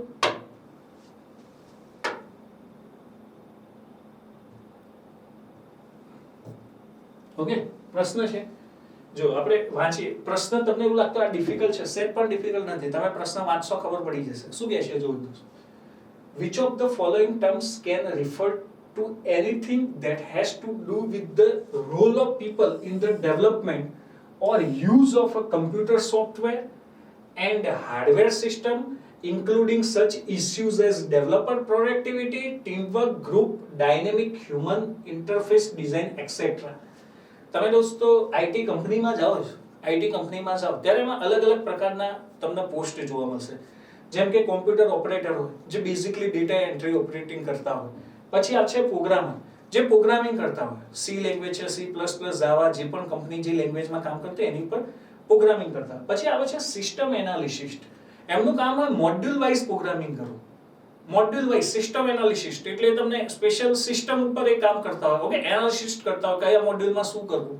અને છેલ્લા વ્યક્તિઓ હોય છે જે ટેસ્ટિંગ કરતા હોય દોસ્તો. શું કરતા હોય? ટેસ્ટિંગ, જેને કહીશું આપણે પીપલવેર. પીપલવેર એટલે શું છે? એક પ્રકારના ટેસ્ટર હોય. તમે જો આ ચારે લોકોમાં ફરક શું છે ખબર છે? આ ત્રણનું બેકગ્રાઉન્ડ આઈટી બેકગ્રાઉન્ડ હશે દોસ્તો. ત્રણનું બેકગ્રાઉન્ડ શું હશે? આઈટી બેકગ્રાઉન્ડ હશે. જ્યારે આ હશે ને એ તમે જોજો કોઈ બીએ પાસ હશે અથવા આઈટીઆઈ પાસ હશે, આ બેકગ્રાઉન્ડ હશે. હવે તમને એવું થાય સર આ બીએ પાસ કે આઈટીઆઈ પાસનું આઈટી કંપનીમાં શું કામ? કેમ કે જો આ ત્રણ આઈટી બેકગ્રાઉન્ડ છે. જે કાં તો કમ્પ્યુટર એન્જિનિયર હશે અથવા ડિપ્લોમા હશે અથવા કમ્પ્યુટરનું કોઈ બેકગ્રાઉન્ડ હશે. એવા વ્યક્તિને તમે જ્યારે કોઈ સોફ્ટવેર બનાવો અથવા તો કોઈ પ્રોગ્રામિંગ કરતા હો એને તમે બતાવશો તો એ ગમે તેટલું ડિફિકલ્ટ હશે તો એને ખબર પડશે જ કે અચ્છા આમાં આ કરવાનું છે. પણ એ જ્યારે દોસ્તો સોફ્ટવેર માર્કેટમાં જાય ત્યારે માર્કેટમાં એને યુઝ કરવા વાળા બધા લોકો એન્જિનિયર નહીં હોય દોસ્તો. નોર્મલ પીપલ એ હોય, બધા એન્જિનિયર થોડા છે. નોર્મલ પીપલ તો એમને તો નાનામાં નાની વસ્તુ ખબર પડવી જોઈએ. એ થોડા એન્જિનિયર છે. જે એન્જિનિયર છે એને તો તમે ગમે તેવું સોફ્ટવેર બનાવીને આપશો એ કહેશે જ નહીં કે આ ભારે છે. એ તો સમજી જ લેશે કે આ ઈઝી છે. તો આ જે ટેસ્ટર હોય એ એમની ડિઝાઇનથી જોતા હોય કે આ સોફ્ટવેર કેટલું ઈઝી છે, સોફ્ટવેર કેવું બન્યું છે, બરાબર. એ પ્રમાણે એ રિવ્યુ આપતા ને એના પ્રમાણે એમાં ચેન્જીસ કરવામાં આવે. બહુ સરસ પ્રશ્ન પૂછ્યો છે. શું કહે છે જો The role of people in the development or use of a computer software and hardware system, including such issues as developer productivity, teamwork, group dynamics, human interface design, etc. તો એ કોણ છે? પીપલવેર છે અથવા તો એમને આપણે ટેસ્ટર કહીએ છીએ, જે ટેસ્ટિંગ કરતા હોય છે દોસ્તો. એમનું કામ એ જ હોય છે ડિઝાઇનને જેટલી બને એટલી ઈઝી બનાવવાની. કેમ? તો જ બધા વાપરી શકશે. બાકી તમે જો કે આ વિન્ડોઝ ઓપરેટિંગ સિસ્ટમ આટલી ઈઝી છે તો જ વાપરી શકીએ. બાકી એવી ડિફિકલ્ટ બનાવી હોય કે કોઈને ખબર જ ના પડે તો કોઈ વાપરશે જ નહીં. જે લોકોને આઈટી બેકગ્રાઉન્ડ છે એ જ લોકો કોમ્પ્યુટર વાપરશે. અત્યારે જો તમે અભણ માણસ હોય ને એને બેઝિક ખાલી કોમ્પ્યુટર તમે શીખવાડો તો આવડી જાય. કેમ કે એનો યુઝ એટલો ઈઝી છે વિન્ડોઝનો. જો બહુ ભારે ઓપરેટિંગ સિસ્ટમ બનાવી દેવામાં આવે તો તકલીફ પડશે દોસ્તો. ઓકે, તો પીપલવેર જવાબ આવશે. ચલો પછી છે XML. XML શું છે દોસ્તો? તો XML એક લેંગ્વેજ છે. શું છે? લેંગ્વેજ છે જેની ઉપર આપણે કોડ લખતા હોઈએ છીએ. તો XML નું ફૂલ ફોર્મ શું થાય? તો XML નું ફૂલ ફોર્મ કહું દોસ્તો, extendable markup language. Extensible markup language XML. આ બધું જાવાસ્ક્રિપ્ટ ને બધું આવતું હોય ને, XML માં આપણે કોડ લખતા હોય. HTTP પછી આવશે XML. જ્યાં તમે ડિઝાઇનિંગ, HTTP માં જે તમે કોડ લખો ને એકદમ સિમ્પલ હોય, એમાં તમે એની સાથે કોઈ તમે જે જાવાસ્ક્રિપ્ટ ને બધું એટેચ નથી કરી શકતા દોસ્તો. સિક્યોરિટી ઓછી હોય છે HTML માં. XML માં ફૂલ સિક્યોરિટી હોય છે. તમે એમાં કોઈ કોડ લખીને ઓકે કોઈ સોફ્ટવેર ડિઝાઇન કરી શકો છો. ચલો ઓપ્શન ડી જવાબ આવશે. એના પછી છે દોસ્તો, જોઈએ આપણે, આ થોડો ડિફિકલ્ટ ક્વેશ્ચન કહી શકાય. You are asked to format an 8 GB flash drive and transfer a single file having a size 4.6 GB on the drive. Which of the following file system would be the best suit while formatting? શું કહે છે આખો પ્રશ્ન વાંચી. You are asked to format an 8 GB flash drive. 8 GB flash drive એટલે દોસ્તો pen drive ની વાત કરેલી છે. પેન ડ્રાઈવ અથવા મેમરી કાર્ડ, પણ ડ્રાઈવ લખ્યું છે, પેન ડ્રાઈવ ની વાત કરેલી છે. And transfer a single file having 4.6 GB. Okay, 8 GB ની પેન ડ્રાઈવ હોય અને એમાં 4.6 GB ની ફાઇલ અંદર એટેચ છે to the drive. Which of the following file system would be the best suit while formatting? તમને ખબર છે દોસ્તો, નોર્મલી સ્ટોરેજ ઘણી બધી ડિવાઇસમાં આપણે કરી શકીએ, જેમ કે હાર્ડ ડિસ્ક છે, પેન ડ્રાઈવ છે, પણ પેન ડ્રાઈવને ફોર્મેટ કરવાની સિસ્ટમ અને હાર્ડ ડિસ્કને ફોર્મેટ કરવાની system both are different. Pen ડ્રાઈવને આપણે જે સિસ્ટમથી ફોર્મેટ કરીએ છીએ, જે આપણે ક્વિક ફોર્મેટ કરીએ છીએ દોસ્તો, એનું નામ શું છે? XFAT. શું નામ છે દોસ્તો? XFAT ફોર્મેટિંગ નામ છે. તો યાદ રાખવું પડશે, જે તમે ફ્લેશ ડ્રાઈવને મેમરી કાર્ડ હોય અથવા તો પેન ડ્રાઈવ હોય એના જે તમે ફોર્મેટ કરો છો ને દોસ્તો, XFAT ફોર્મેટથી કરો છો તમે ફોર્મેટ. પેલામાં પાર્ટીશન પાડીને હમણાં પેલું જોયું હતું ને આપણે, UEFI ની બધી મેથડો આપણે યુઝ કરતા હોય. ઓકે, હમણાં જોયું પેલું GPT ટેબલ ને યુઝ કરતા હોય પાર્ટીશન માટે. અહીં XFAT યુઝ કરીએ છીએ દોસ્તો, તો આપણને ખબર હોવી જોઈએ. બધી ફાઇલ ફોર્મેટ છે, FAT32, FAT16. ઓકે, પછી એક પ્રશ્ન આપ્યો છે દોસ્તો, who among the following was responsible for breaking the German Enigma codes and creation of a test that provide a foundation for artificial intelligence? Okay, હવે તો તમે એમાં એલન ટ્યુરિંગ ની હિસ્ટ્રી વાંચો દોસ્તો તો તમને દેખાશે એલન ટ્યુરિંગ રિસ્પોન્સિબલ છે આ કોડ હતો દોસ્તો એને બ્રેક કરવા માટે. ઓકે, જર્મન એન્જીમાં codes and creation of tests that provide a foundation for artificial intelligence માટેનું પ્લેટફોર્મ કોને પ્રોવાઈડ કર્યું? એલન ટ્યુરિંગે. એલન ટ્યુરિંગે શું બનાવ્યું દોસ્તો? ટ્યુરિંગ મશીન બનાવ્યું. શું બનાવ્યું? Turing machine. આપણને ખબર, જેફ બેજોસ તો આવશે જ નહીં. ઓકે, જોર્જ બુલે આ પણ નહીં આવે દોસ્તો. એલન ટ્યુરિંગ આ એક જ વ્યક્તિ છે જે કોમ્પ્યુટર સાથે ડાયરેક્ટ રિલેટેડ છે. જેફ બેજોસ તો એમેઝોન ના માલિક છે દોસ્તો. ઓકે, ચલો એના પછી એક પ્રશ્ન છે, જો આ ડાયરેક્ટ લિનક્સ માં 5-10 મોસ્ટ ટાઈમથી કમાન્ડ છે, યાદ રાખો, એટલે એમાંથી જનરલી કમાન્ડના જ પ્રશ્નો પૂછે.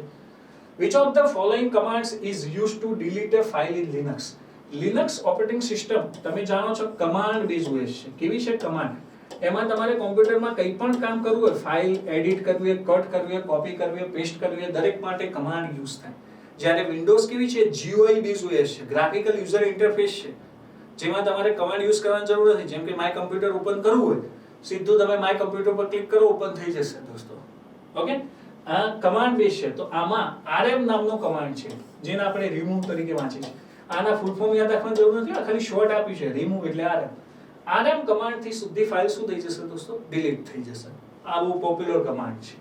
ઓકે, તો ઓપ્શન બી આવશે. પછી છે in Linux which of the following commands is used to create a file system? આગે ફાઇલ સિસ્ટમ ક્રિએટ કરવી હોય તો એના માટે કયો કમાન્ડ છે દોસ્તો? તો એના માટે જે કમાન્ડ છે mkfs કમાન્ડ છે. File system, file delete, okay, file copy, 5-6 command છે, એટલા તમે યાદ રાખી લો ને, એમાંથી પૂછે છે. mkfs કમાન્ડ થી તમે આખી ફાઇલ સિસ્ટમ ક્રિએટ કરી શકો છો દોસ્તો. જો આ બંને પણ OS ના જ ક્વેશ્ચન કહેવાય, ઓપરેટિંગ સિસ્ટમ ના છે. કેટલા બધા પ્રશ્નો આયા OS ના. પછી છે VoIP શું થાય? તો VoIP નું ફૂલ ફોર્મ થાય દોસ્તો voice over internet protocol. Voice over internet protocol, not international હો. સિમ્પલ છે. આજના ટાઈમમાં તમે VoIP પ્રોટોકોલ રોજ ઉપયોગ કરો છો. કોઈ કે સર અમે તો ઉપયોગ કરતા નથી. VoIP એટલે શું દોસ્તો? તો જ્યારે તમે ઇન્ટરનેટ થ્રુ જ્યારે કોઈને ઓડિયો કોલ કરતા હોય અથવા તો વિડિયો કોલ કરતા હોય દોસ્તો, ઓડિયો કોલ અથવા તો વિડિયો કોલ કરતા હોય, એના માટે કોણ જવાબદાર છે દોસ્તો? VoIP. VoIP ના હોત તો તમે વિડિયો કોલ ના કરી શકતા હો. તમે જીઓમાં વિડિયો કોલ કરો છો ને દોસ્તો, અથવા તો સ્કાઇપ ઉપર વિડિયો મીટિંગ કરો છો, વિડિયો કોલ કોન્ફરન્સ કરો છો, તો આ બધે કોને આભારી છે? VoIP પ્રોટોકોલને આભારી છે. સિમ્પલ ઇન્ટરનેટ થ્રુ તમે ઓડિયો વિડિયો ટ્રાન્સફર કરતા હોય તો એના માટે રિસ્પોન્સિબલ કોણ છે? VoIP, voice over internet protocol. Okay. પછી શું કહે છે જો, who among the following is the creator of Twitter? Twitter ના ફાઉન્ડર અથવા તો ક્રિએટર કહીએ, ઘણા બધા હતા ટ્વિટરમાં, તો તમને કહું તો ઘણા લોકો હતા, પણ મેન જે હતા દોસ્તો એ હતા જેફ ડોર્સી. કોણ હતા દોસ્તો? જેફ ડોર્સી. અત્યારે જે ટ્વિટર છે તમને ખબર કે એમના માલિક કોણ છે? તો એના માલિક એટલે એમને પરચેસ કરેલી છે અત્યારે એલન મસ્ક છે. એલન મસ્કે ટ્વિટરનું નામ બદલીને તમને ખબર એક્સ કરી નાખ્યું, એનો સિમ્બોલ આખો બદલી નાખ્યો, એક્સ કરી નાખ્યો. તો ટ્વિટર જેફ ડોર્સી હતા, એમની જોડેથી કોને પરચેસ કરી લીધું? એલન મસ્કે પરચેસ કર્યું. ઓકે. પણ ફાઉન્ડર તો એ જ રહેવાના ને.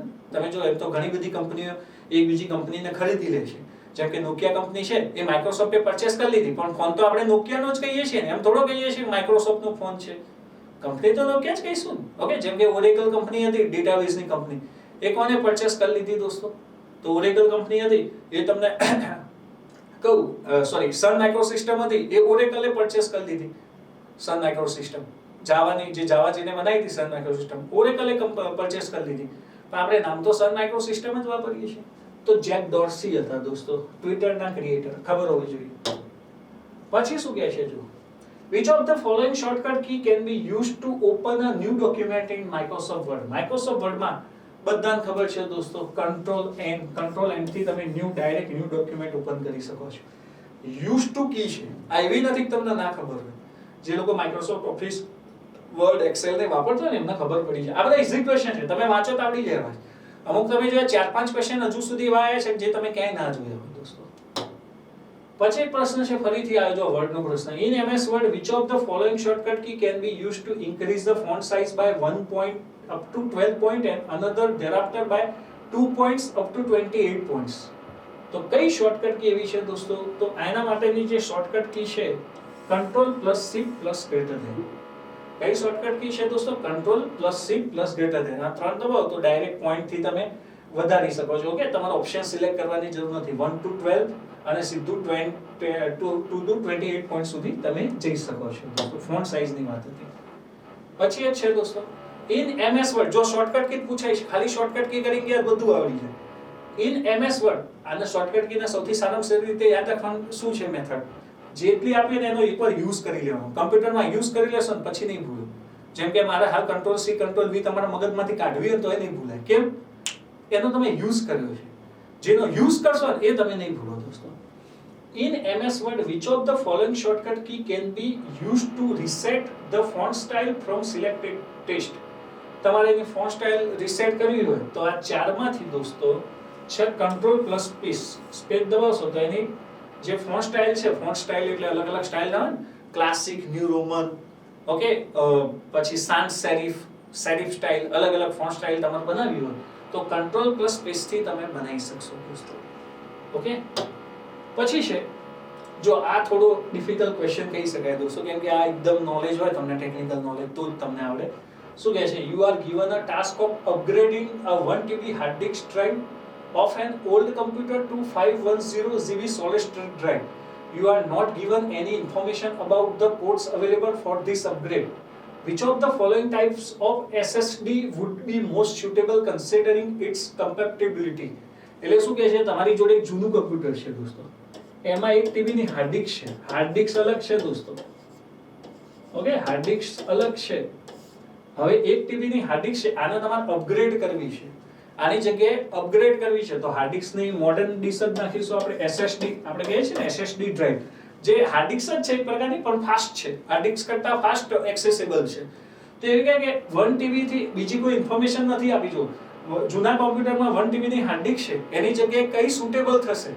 તો જો ભલે 1 TB ની હાર્ડ ડિસ્ક હોય પણ એના જે અંદર બીજા જે કન્ફિગરેશન હશે એના રિલેટેડ જ હશે, બરાબર? જે બીજા કન્ફિગરેશન હશે એના રિલેટેડ જ હશે દોસ્તો, બરાબર? તો જો બેઝિક શું હોય કે જેમ કે આપણી જોડે મારુતિ કાર હોય, વેગેનાર કાર હોય, સિમ્પલ, તો વેગેનારમાં જે ફંક્શનાલિટી છે, સ્ટીરિંગ, ઓકે, ક્લચ ને બધું હોય છે. હવે તમે બહુ મોંઘી ગાડી લાવો ફેરારી, તો દોસ્તો એમાંય જે બેઝિક તો રહેવાનું જ, પણ બધા એને ટર્મિનોલોજી અલગ અલગ થઈ જાય, ઓકે? તો જેમ કે ફેરારીનું એન્જિન તમારે વેગેનારમાં ફિટ કરવું હોય તો એ શક્ય નથી, અથવા તો તમે એની અમુક જ ફંક્શનાલિટી અંદર નાખી શકશો, કેમ કે એ પ્રમાણે વેગેનારના ફીચર્સ બહુ લો હશે, એની જે ફંક્શનાલિટી હશે એ કમ્પેર ટુ ફેરારી કરતા વેરી લો હશે. એ રીતે સમજવાનું છે. તો શું કહે છે, તમારે 1 TB ની હાર્ડ ડિસ્ક કાઢીને તમારે SSD નાખવી છે, ઓકે? શું કહે છે, you are not given any information about the ports available for this upgrade. આપણી જોડે કોઈ ઇન્ફોર્મેશન નથી. Which of the following types SSD would be most suitable considering its compatibility. તો એવું કહે છે કે ભાઈ જો તમે આ 2.5 SATA SSD છે આના નાખી શકો, રિપ્લેસ કરી શકો, બરોબર? શેનામાં? 1 TB હાર્ડ ડિસ્કની જગ્યાએ. આ પ્રશ્ન કાયદેસર મને આપે તો મને ના આવડે, કેમ કે મને ના ખબર હોય કે આ જૂની હાર્ડ ડિસ્ક માટે કેટલા રિલેટેડ ડેટા થતા હશે દોસ્તો. વાંચીને ના કરી શકે, એકાદ બે પ્રશ્નો એવા જે છોડવાના હોય, ઓકે? કોઈ બધા પૂરેપૂરા માર્ક્સ કોઈ ના લઈ શક્યું હોય તો ઇટ્સ ઓકે, ઇગ્નોર કરવાના એવો પ્રશ્ન દોસ્તો, ઓકે? ચલો પછી પ્રશ્ન છે, what does NVMe a type of SSD stand for? SSD નો એક ટાઈપ છે દોસ્તો NVMe. તો એનું ફૂલ ફોર્મ શું થાય? તો આ યાદ રાખીશું ખાસ, નોન વોલેટાઇલ મેમરી એક્સપ્રેસ.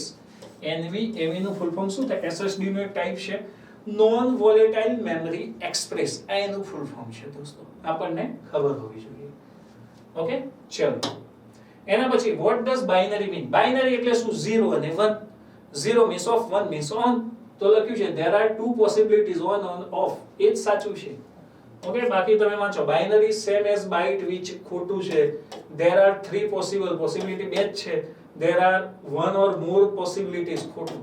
0 1, 0 એટલે off અને 1 એટલે on. નોર્મલી કોઈ પણ બાઇનરી નંબર એ આ રિપ્રેઝેન્ટેટ કરતા હોય છે દોસ્તો, ઓકે? એના પછી પ્રશ્ન છે દોસ્તો, how many characters can be represented by an 8-bit extended ASCII character encoding standard? આના માટે થોડું તમારે ASCII નું નોલેજ હોવું જોઈએ દોસ્તો. ASCII શું છે? કાસ્ટિંગ મેથડ છે. કાસ્ટિંગ મેથડ એટલે પહેલા તો એનું ફૂલ ફોર્મ કહી દઉં, American standard code four information interchange. ASCII નું ફૂલ ફોર્મ શું થાય? American standard code four information interchange, okay? Information interchange. આના પહેલા દોસ્તો આપણે કઈ મેથડ યુઝ કરતા હતા? ASCII પહેલા EBCDIC યુઝ કરતા હતા, extended binary coded decimal interchange code. Extended binary coded decimal interchange code EBCDIC use કરતા હતા દોસ્તો. પણ અત્યારે આપણે શું યુઝ કરીએ છીએ? ASCII યુઝ કરીએ છીએ દોસ્તો. તો એ શું કહે છે? એના 8 બીટ કેટલા કેરેક્ટરને રિપ્રેઝેન્ટેટ કરતા હોય છે દોસ્તો? 256 રિપ્રેઝેન્ટેટ કરતા હોય છે. એટલે આનું ડાયરેક્ટ એક સૂત્ર છે દોસ્તો, 2:8 જેટલા બીટ હોય, ઓકે? એ 2 રિપ્રેઝેન્ટેટ કરતા હોય તો 2:4 * 2:4 થયું દોસ્તો, 16 * 16 તો 256. આ રીતે હોય છે ગણતરી, ઓકે? ચલો પછી શું કહે છે? who is the founder of DuckDuckGo? આ એક કંપની છે દોસ્તો. DuckDuckGo ના ફાઉન્ડર કોણ છે? તો એમનું નામ છે દોસ્તો ગેબ્રિયલ વેનબર્ગ. બધા અલગ અલગ પ્રોનાઉન્સ કરતા હોય છે. પહેલા એ સમજી લો દોસ્તો આ DuckDuckGo શું છે? તો આ બીજું કઈ નથી દોસ્તો, અમેરિકન આઈટી કંપની છે જેનું કામ શું છે? અમેરિકન આઈટી કંપની છે જેનું કામ છે બીજી જે આઈટી કંપની હોય એમની પ્રાઇવસી જળવાઈ રહે, એમને સિક્યોરિટી પ્રોવાઈડ કરવી દોસ્તો. શું પ્રોવાઈડ કરવું? સિક્યોરિટી પ્રોવાઈડ કરવી. બહુ મોટી કંપની છે DuckDuckGo. જેમ કે તમે આઈટી કંપની, તમારી નાની કંપની હોય, તમને એવો ભય હોય કે તમારો ડેટા લીક થવાની સંભાવના છે, તો તમે એની સિક્યોરિટી કોને સોંપી શકો? DuckDuckGo ને. તમારી મીન્સ કે જે પ્રાઇવસી છે, ઓકે, એની ઉપર એ લોકો કામ કરશે. તો એક છે એમના ઓનર છે ગેબ્રિયલ વેનબર્ગ, વચ્ચે ફેમસ થયેલી દોસ્તો. પછી જો એ વખતે પ્રશ્ન પૂછાયેલો, who is the current minister of electronics and information technology? Current minister કોણ હતા? તો એ વખતે હતા અશ્વિની વૈષ્ણવ દોસ્તો. કોણ હતા? અશ્વિની વૈષ્ણવ. આ ઘણીવાર શું થાય, આ કરંટ બેઝ ક્વેશ્ચન કહી શકાય દોસ્તો, જ્યારે જે હોય ને એ લખવાના, એ વખતની વાત કરું છું દોસ્તો. પછી એક પ્રશ્ન છે, in MS Word home key is used for the which of the following. Home key નો મીનિંગ શું થાય દોસ્તો? તો હું તમને કહું, હોમ કી નો મીનિંગ શું થાય? To move the cursor to the beginning of the line. તમારી જે લાઈન હોય, બરોબર, તમારું કર્સર અહીં હોય, તમે હોમ કી દબાવશો તો ક્યાં આવી જશે? શરૂઆતમાં આવી જશે દોસ્તો. To move the cursor to the beginning of the line. લાઈનના શરૂઆતમાં લાવવા કર્સરને શેનો ઉપયોગ થાય? હોમ કીનો. આ બહુ સિમ્પલ પ્રશ્ન છે દોસ્તો. ઓકે, શેનો ઉપયોગ થશે? હોમ કીનો ઉપયોગ થશે. એના પછી પ્રશ્ન છે, a number of letter that appears little above the normal text is called. કોઈ જે લેટર્સ આપે એનાથી little above, જો વાક્ય રચના તમે સમજો, ઘણા ના સર હું ગુજરાતીમાં કોમ્પ્યુટર વાંચું તો ચાલે, તો ગુજરાતીમાં એવું લખ્યું કે કોઈ વર્ડને એક્સપાન્શન માટે શું યુઝ થાય? સુપરસ્ક્રિપ્ટ. મોલેક્યુલર ફોર્મમાં લખવા માટે સબસ્ક્રિપ્ટ. એટલે આ એવું કહેવા માંગે છે દોસ્તો, આપણે આ રીતે લખીએ છીએ સેકન્ડ, પછી આપણે લખીએ થર્ડ, તો આને કયું ફોર્મ કહેવાય? એક્સપાન્શન ફોર્મ કહેવાય. તો હવે પ્રશ્ન વાંચો, a number or letter that appears little above, એટલે થોડો ઉપર, the normal text is called superscript. આને શું વંચાય દોસ્તો? સુપરસ્ક્રિપ્ટ યુઝ કરવી પડે તમારે. કોઈ એક સર સુપરસ્ક્રિપ્ટ યુઝ ના કરે શું થાય? એનો મીનિંગ બદલાઈ જાય. મારે સેકન્ડ લખવું હોય તો આ સુપરસ્ક્રિપ્ટમાં નહીં તો આ રીતે લખાય 2ND. બોલો, તો એ જ રીતે તમારે તે મોલેક્યુલર ફોર્મમાં લખવું હોય H2O O2 આ રીતે લખવું હોય ને દોસ્તો, તો એના માટે શું યુઝ થાય? સબસ્ક્રિપ્ટ યુઝ થશે. શું યુઝ થશે દોસ્તો? સબસ્ક્રિપ્ટ યુઝ થશે. Is that clear? ઓકે, આ સબસ્ક્રિપ્ટ યુઝ થશે. એક્સપાન્શન ફોર્મમાં સુપરસ્ક્રિપ્ટ યુઝ થાય. તો આપણા અહીં સુપરસ્ક્રિપ્ટ પૂછેલી છે દોસ્તો. જવાબ સુપરસ્ક્રિપ્ટ આવશે. આને સબસ્ક્રિપ્ટ કહેવાય. આ બે એવું હોતું જ નથી, સુપર ટેક્સ્ટ નહીં. પછી એક પ્રશ્ન આપ્યો છે, જો, in MS Excel which of the following function can be used to count the number of cells the match that given criteria. Okay, ક્રાઇટેરિયાના સ્પેલિંગમાં થોડી મિસ્ટેક છે, ક્રાઇટેરિયા લખેલું છે. તો તમારે નંબર્સ ઓફ સેલ્સ ને કાઉન્ટ કરવા માટે જે ક્રાઇટેરિયા આપ્યો એના માટે કઈ કન્ડિશન યુઝ થાય? Most time is count if.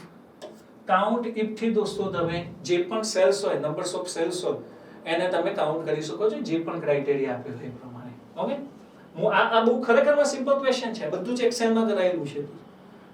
કયો મીન્સ કે ફોર્મ્યુલા શેના માટે યુઝ થાય? Count if. પછી શું કહે છે, જો, which of the following is not true regarding conditional formatting in MS Excel. પહેલા એ સમજો દોસ્તો, કન્ડિશનલ ફોર્મેટિંગ એટલે શું. જેમ કે 100 વિદ્યાર્થી તમે MS એક્સેલ શીટમાં 100 વિદ્યાર્થીના ડેટા તમે નાખ્યા છે. 100 વિદ્યાર્થીના ડેટા નાખ્યા છે, એમના નામ છે, એમના રોલ નંબર છે, એમના ઈમેલ આઈડી છે, એમના ફોન છે. એમાંથી તમે માર્ક્સ પણ એન્ટર કર્યા છે, વિદ્યાર્થીના માર્ક્સ પણ છે દોસ્તો. હવે તમારે 100 વિદ્યાર્થીમાંથી એવા વિદ્યાર્થી અલગ કરવા છે જેમના માર્ક્સ 90+ છે. તો તમે મેન્યુઅલી કાઉન્ટ નહીં કરવા જાઓ. એના માટે તમે શું યુઝ કરશો દોસ્તો? Conditional formatting. કન્ડિશનલ ફોર્મેટિંગ એટલે આપણે લૂપ યુઝ કરતા હોઈએ, તમને ખબર હોય, while લૂપ, આ બધા ફોર્મ્યુલા યુઝ કરતા હોય દોસ્તો. while loop, okay, do while, if, આ બધા ફોર્મ્યુલા યુઝ કરતા હોઈએ દોસ્તો. ઓકે, તો આ જે ફોર્મ્યુલા છે એના માટે સાચું શું છે એવું કહેવા માંગે છે. તો શું કહે છે, જો, you can add more than one condition to check. ના, તમારે મેં જે તમને કન્ડિશન કીધી ને કે તમારે માર્ક્સ 90 કરતા વધારે હોય તો એવા વિદ્યાર્થીઓનું અલગ કરવું હોય તો તમે કોઈ એક જ કન્ડિશન્સ એ સ્ટુડન્ટ્સ માટે આપી શકશો કે ભાઈ એ સ્ટુડન્ટ છે એમના નામ બોલ્ડ થઈ જાય અથવા તો એમના જે ફોન્ટ હોય યલો થઈ જાય, રેડ થઈ જાય, કોઈ એવી સ્ટાઇલ જ તમે એપ્લાય કરી શકશો. શું નહીં કરી શકો છો? મોર ધેન વન કન્ડિશન થી ચેક નહીં કરી શકીએ, એક જ કન્ડિશન ચેક થાય. You can apply font border and fill color on meeting specific condition. નહીં, અંડરલાઈન ને બધું નહીં કરી શકો. You can delete any condition and any condition following the rules manager dialog box if it required. નહીં કરી શકાય. પણ શું કહે છે, જો, you can set condition to look for bold and change it to italics. એટલે મેં તમને કીધું કે જે તમે કન્ડિશન્સ આપી કે 90 કરતા વધારે સ્ટુડન્ટ્સ હોય એમના નામ બોલ્ડ થવા જોઈએ તો એ બધા બોલ્ડ થઈ જાય, અથવા તો એમના ફોન્ટ હોય ટાઈમ્સ ન્યૂ રોમન હોય તો એમાંથી ઇટાલિક્સ થઈ જાય. એવું કઈ થઈ શકશે? પછી તમે અંડરલાઈન કરાવો એવું બધું નહીં થાય. સિંગલ જ તમે કન્ડિશન્સ આપી શકશો, મલ્ટિપલ કન્ડિશન નહીં નાખી શકો.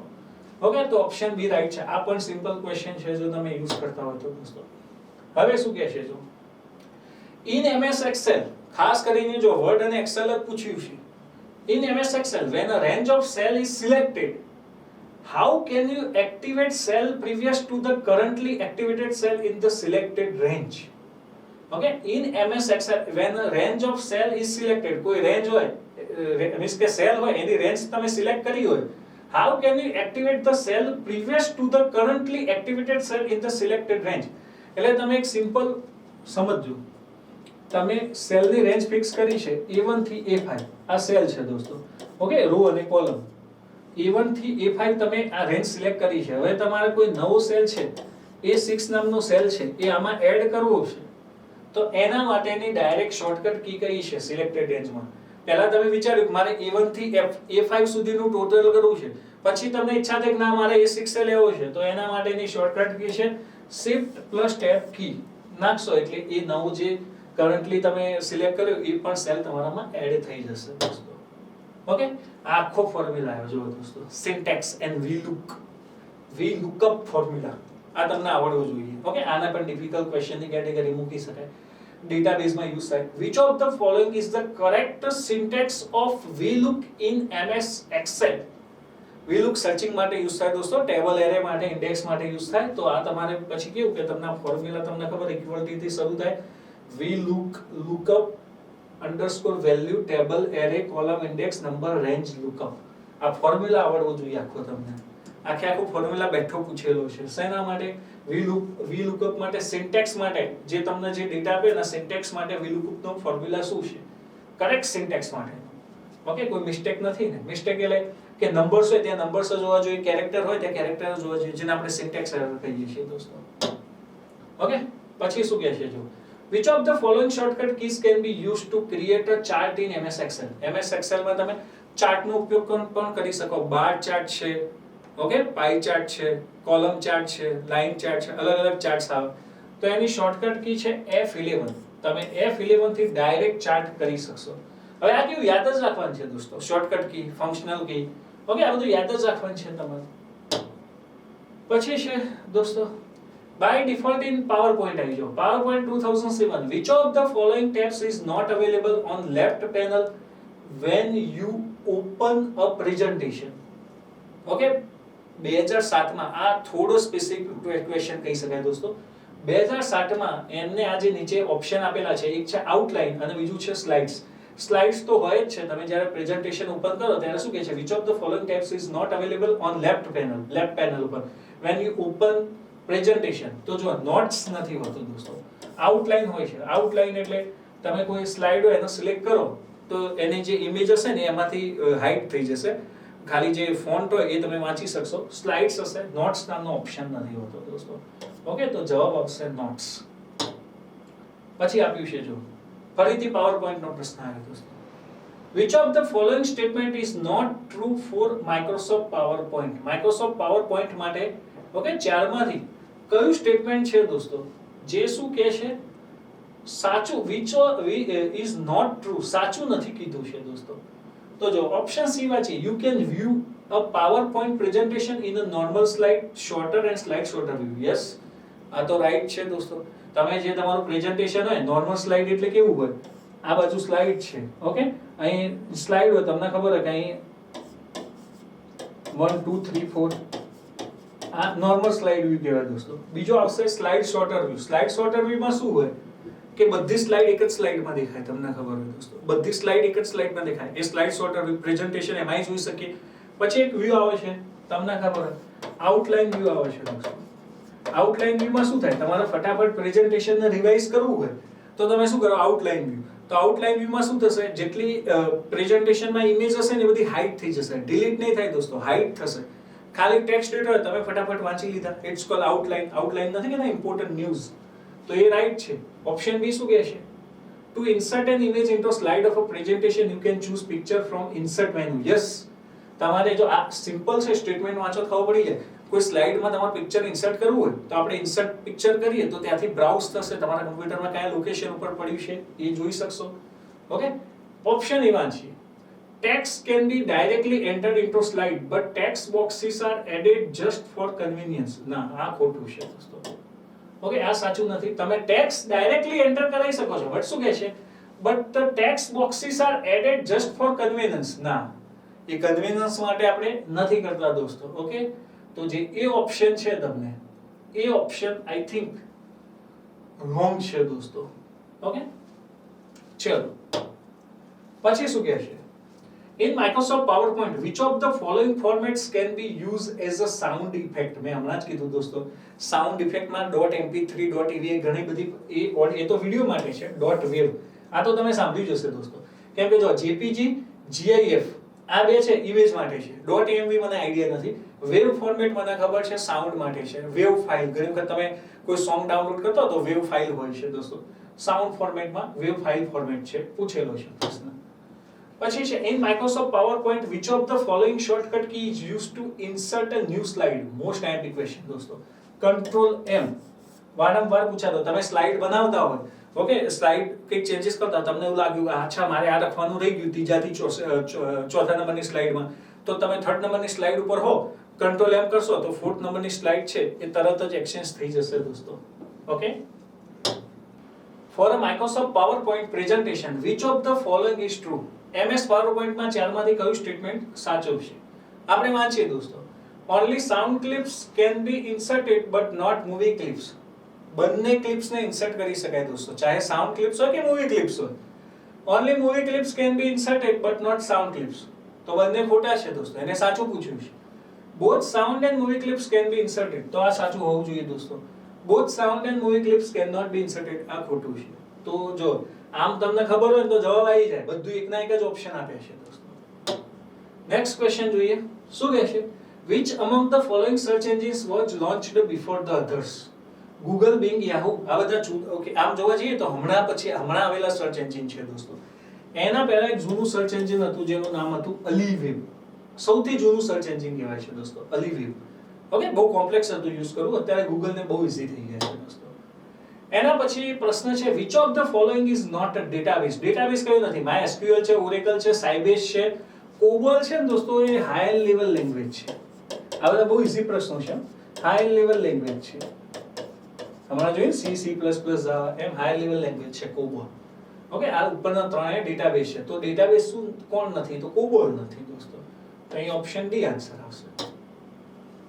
પછી આપણને પૂછ્યું છે in MS Word, પાછું વર્ડ આવી જોઈએ. in MS Word which of the following shortcut key can be used to insert hyperlink? hyperlink એટલે દોસ્તો તમે જાણો છો કોઈ ઇન્ફોર્મેશન હોય એના નીચે અંડરલાઈન હોય, બ્લુ કલરની અંડરલાઈન હોય, એ ક્લિક કરે એટલે ત્યાંથી તમે રીડાયરેક્ટ થઈ જશો. એના હાઇપરલિંક કહેવાય દોસ્તો. ઓકે, ઓરિજિનલ ત્યાં હોય ડેટા. જેમ કે તમને ખબર હોય, તમે મારું ગુજરાત અત્યારે હાઈકોર્ટ કોમ્પ્યુટર ઓપરેટરની વેકેન્સી આવી છે, તમે મારું ગુજરાત ઉપર જુઓ ત્યાં વેકેન્સી દેખાશે, ત્યાં નીચે લખ્યું છે ડિટેલ્સ અને એપ્લાય નાઉ. તો તમે એપ્લાય નાઉ પર ક્લિક કરજો, સીધા હાઈકોર્ટ ઓજસ ઉપર જતા રહેશો. તો ત્યાં શું મૂક્યું કહેવાય દોસ્તો? હાઇપરલિંક. તો હાઇપરલિંક માટેની જે શોર્ટકટ કી છે દોસ્તો એ છે કંટ્રોલ કે. આ મોસ્ટ ટાઈમની શોર્ટકટ કી છે. તમે આના આ તૈયાર કરી લેશો ને, આમાંથી 4-5 પ્રશ્નો તો બેઠા હશે. આટલા બધા પ્રશ્નો પૂછેલા છે દોસ્તો. બેઠા ક્વેશ્ચન હશે. ઓકે, કંટ્રોલ કે. પછી પ્રશ્ન છે દોસ્તો, પછી એક પ્રશ્ન છે with respect to computers which of the following best describe phishing?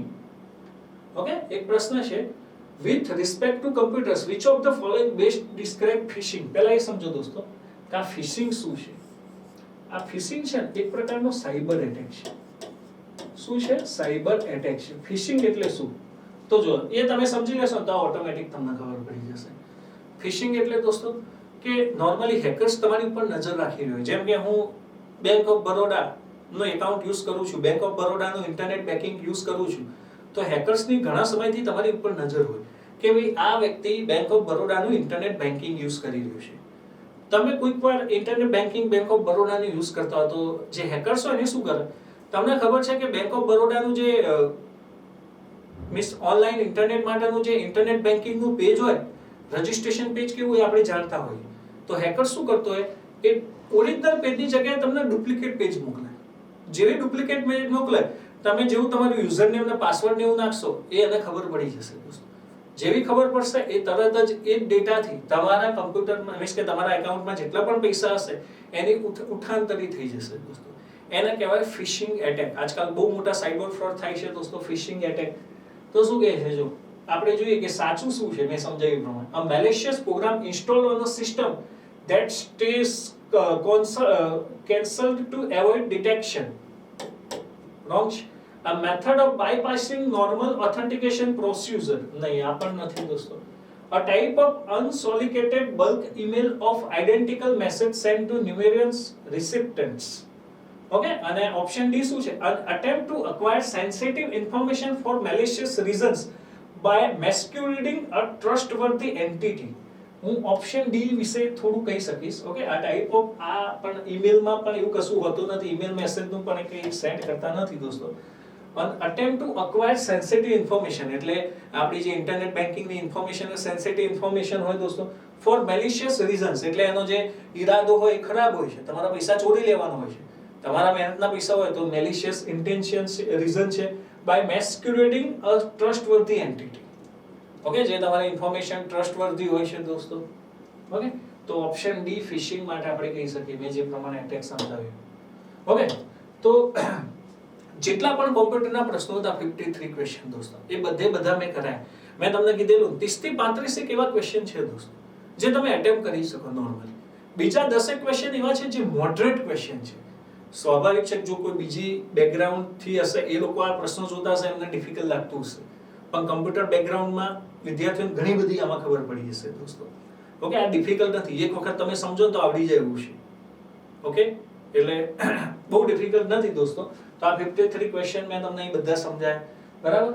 કોઈને પણ હાઈકોર્ટની કોમ્પ્યુટર ઓપરેટરની બેચમાં જોઈન થવું હોય તો આપણી 4500 રૂપિયા ફી છે. પ્રિલિમમાં સિલેબસ સેમ જ છે, મેઇન કોમ્પ્યુટર જ ભણવાનું છે, બાકી બધું તમને આવડી જાય એવું છે. તમે પેપર જોશો દોસ્તો. ઓકે, 3 ફૂલ મોક ટેસ્ટ હશે, 1.5 વર્ષની વેલિડિટી છે, એટલે મીન્સનું કોઈ ટેન્શન નહીં. પ્રિલિમ તમે કોમ્પ્યુટર એન્જિનિયર હો તો ડીવાયએસઓ આપી શકો, કોમ્પ્યુટર ઓપરેટરે આપી શકો, બંનેમાં સારી ઓપોર્ચ્યુનિટી છે. 148 વેકેન્સી છે દોસ્તો. ઓકે, 122 વેકેન્સી છે, અંદાજ લગાવી દો 270 વેકેન્સી થઈ ટોટલ 270. બંનેમાં સેલરી ને બધું સારું છે. ખાલી અંગ્રેજીમાં આવે છે, તમે જોયું અંગ્રેજીમાં તૈયારી કરવી જરૂરી છે. શબ્દો તમારે ખાસ સમજવા જરૂરી છે. મેલિશિયસ એટલે આપણને ખબર હોવી જોઈએ કે મલિન ગુજરાતીમાં કે ખરાબ ઇન્ટેન્સ હોવું, તે વાંચ્યું તો ખબર પડી જાય. ડિફિકલ્ટ નથી દોસ્તો. આપણા સ્ટુડન્ટ છે જે કોમ્પ્યુટર ઓપરેટરમાં પાસ થયેલા, ઓકે, આપણા સ્ટુડન્ટ છે જે હાઈકોર્ટમાં પાસ થયેલા, બરાબર. તો તમારે જોડાવું હોય તો તમે જોડાઈ શકો છો. આ લેવલનું પેપર હતું, જરૂરી નથી કે આ વખતે આ જ પેપર આવે. આ તો ખાલી તમને ઘણા વિદ્યાર્થીઓનો મેસેજ હતો કે સર અમારી જોડે કોઈ ઓપ્શન નથી, કોમ્પ્યુટર ઓપરેટરમાં કોઈ પેપર નથી કરાવતું, એટલા માટે મેં ટ્રાય કર્યું છે. બની શકે ક્યાંક કોઈ પ્રશ્નમાં મારાથી મિસ્ટેક થઈ હોય ભણાવતા, તો માફ કરજો દોસ્તો. ઓકે, તમે સીધા લઈ લો છો, થાય સરે માણસ છે ને દોસ્તો. ઓકે, તમારે જોડાવું હોય તો જોડાઈ શકો છો. આ રીતનું પેપર હતું. હું બીજા નવા ટોપિક લઈને ફરીથી યુટ્યુબમાં તમારી સાથે આવીશ. જે OS ના એવા ટોપિક છે જે અનટચ છે, આપણે જેને માનતા નથી.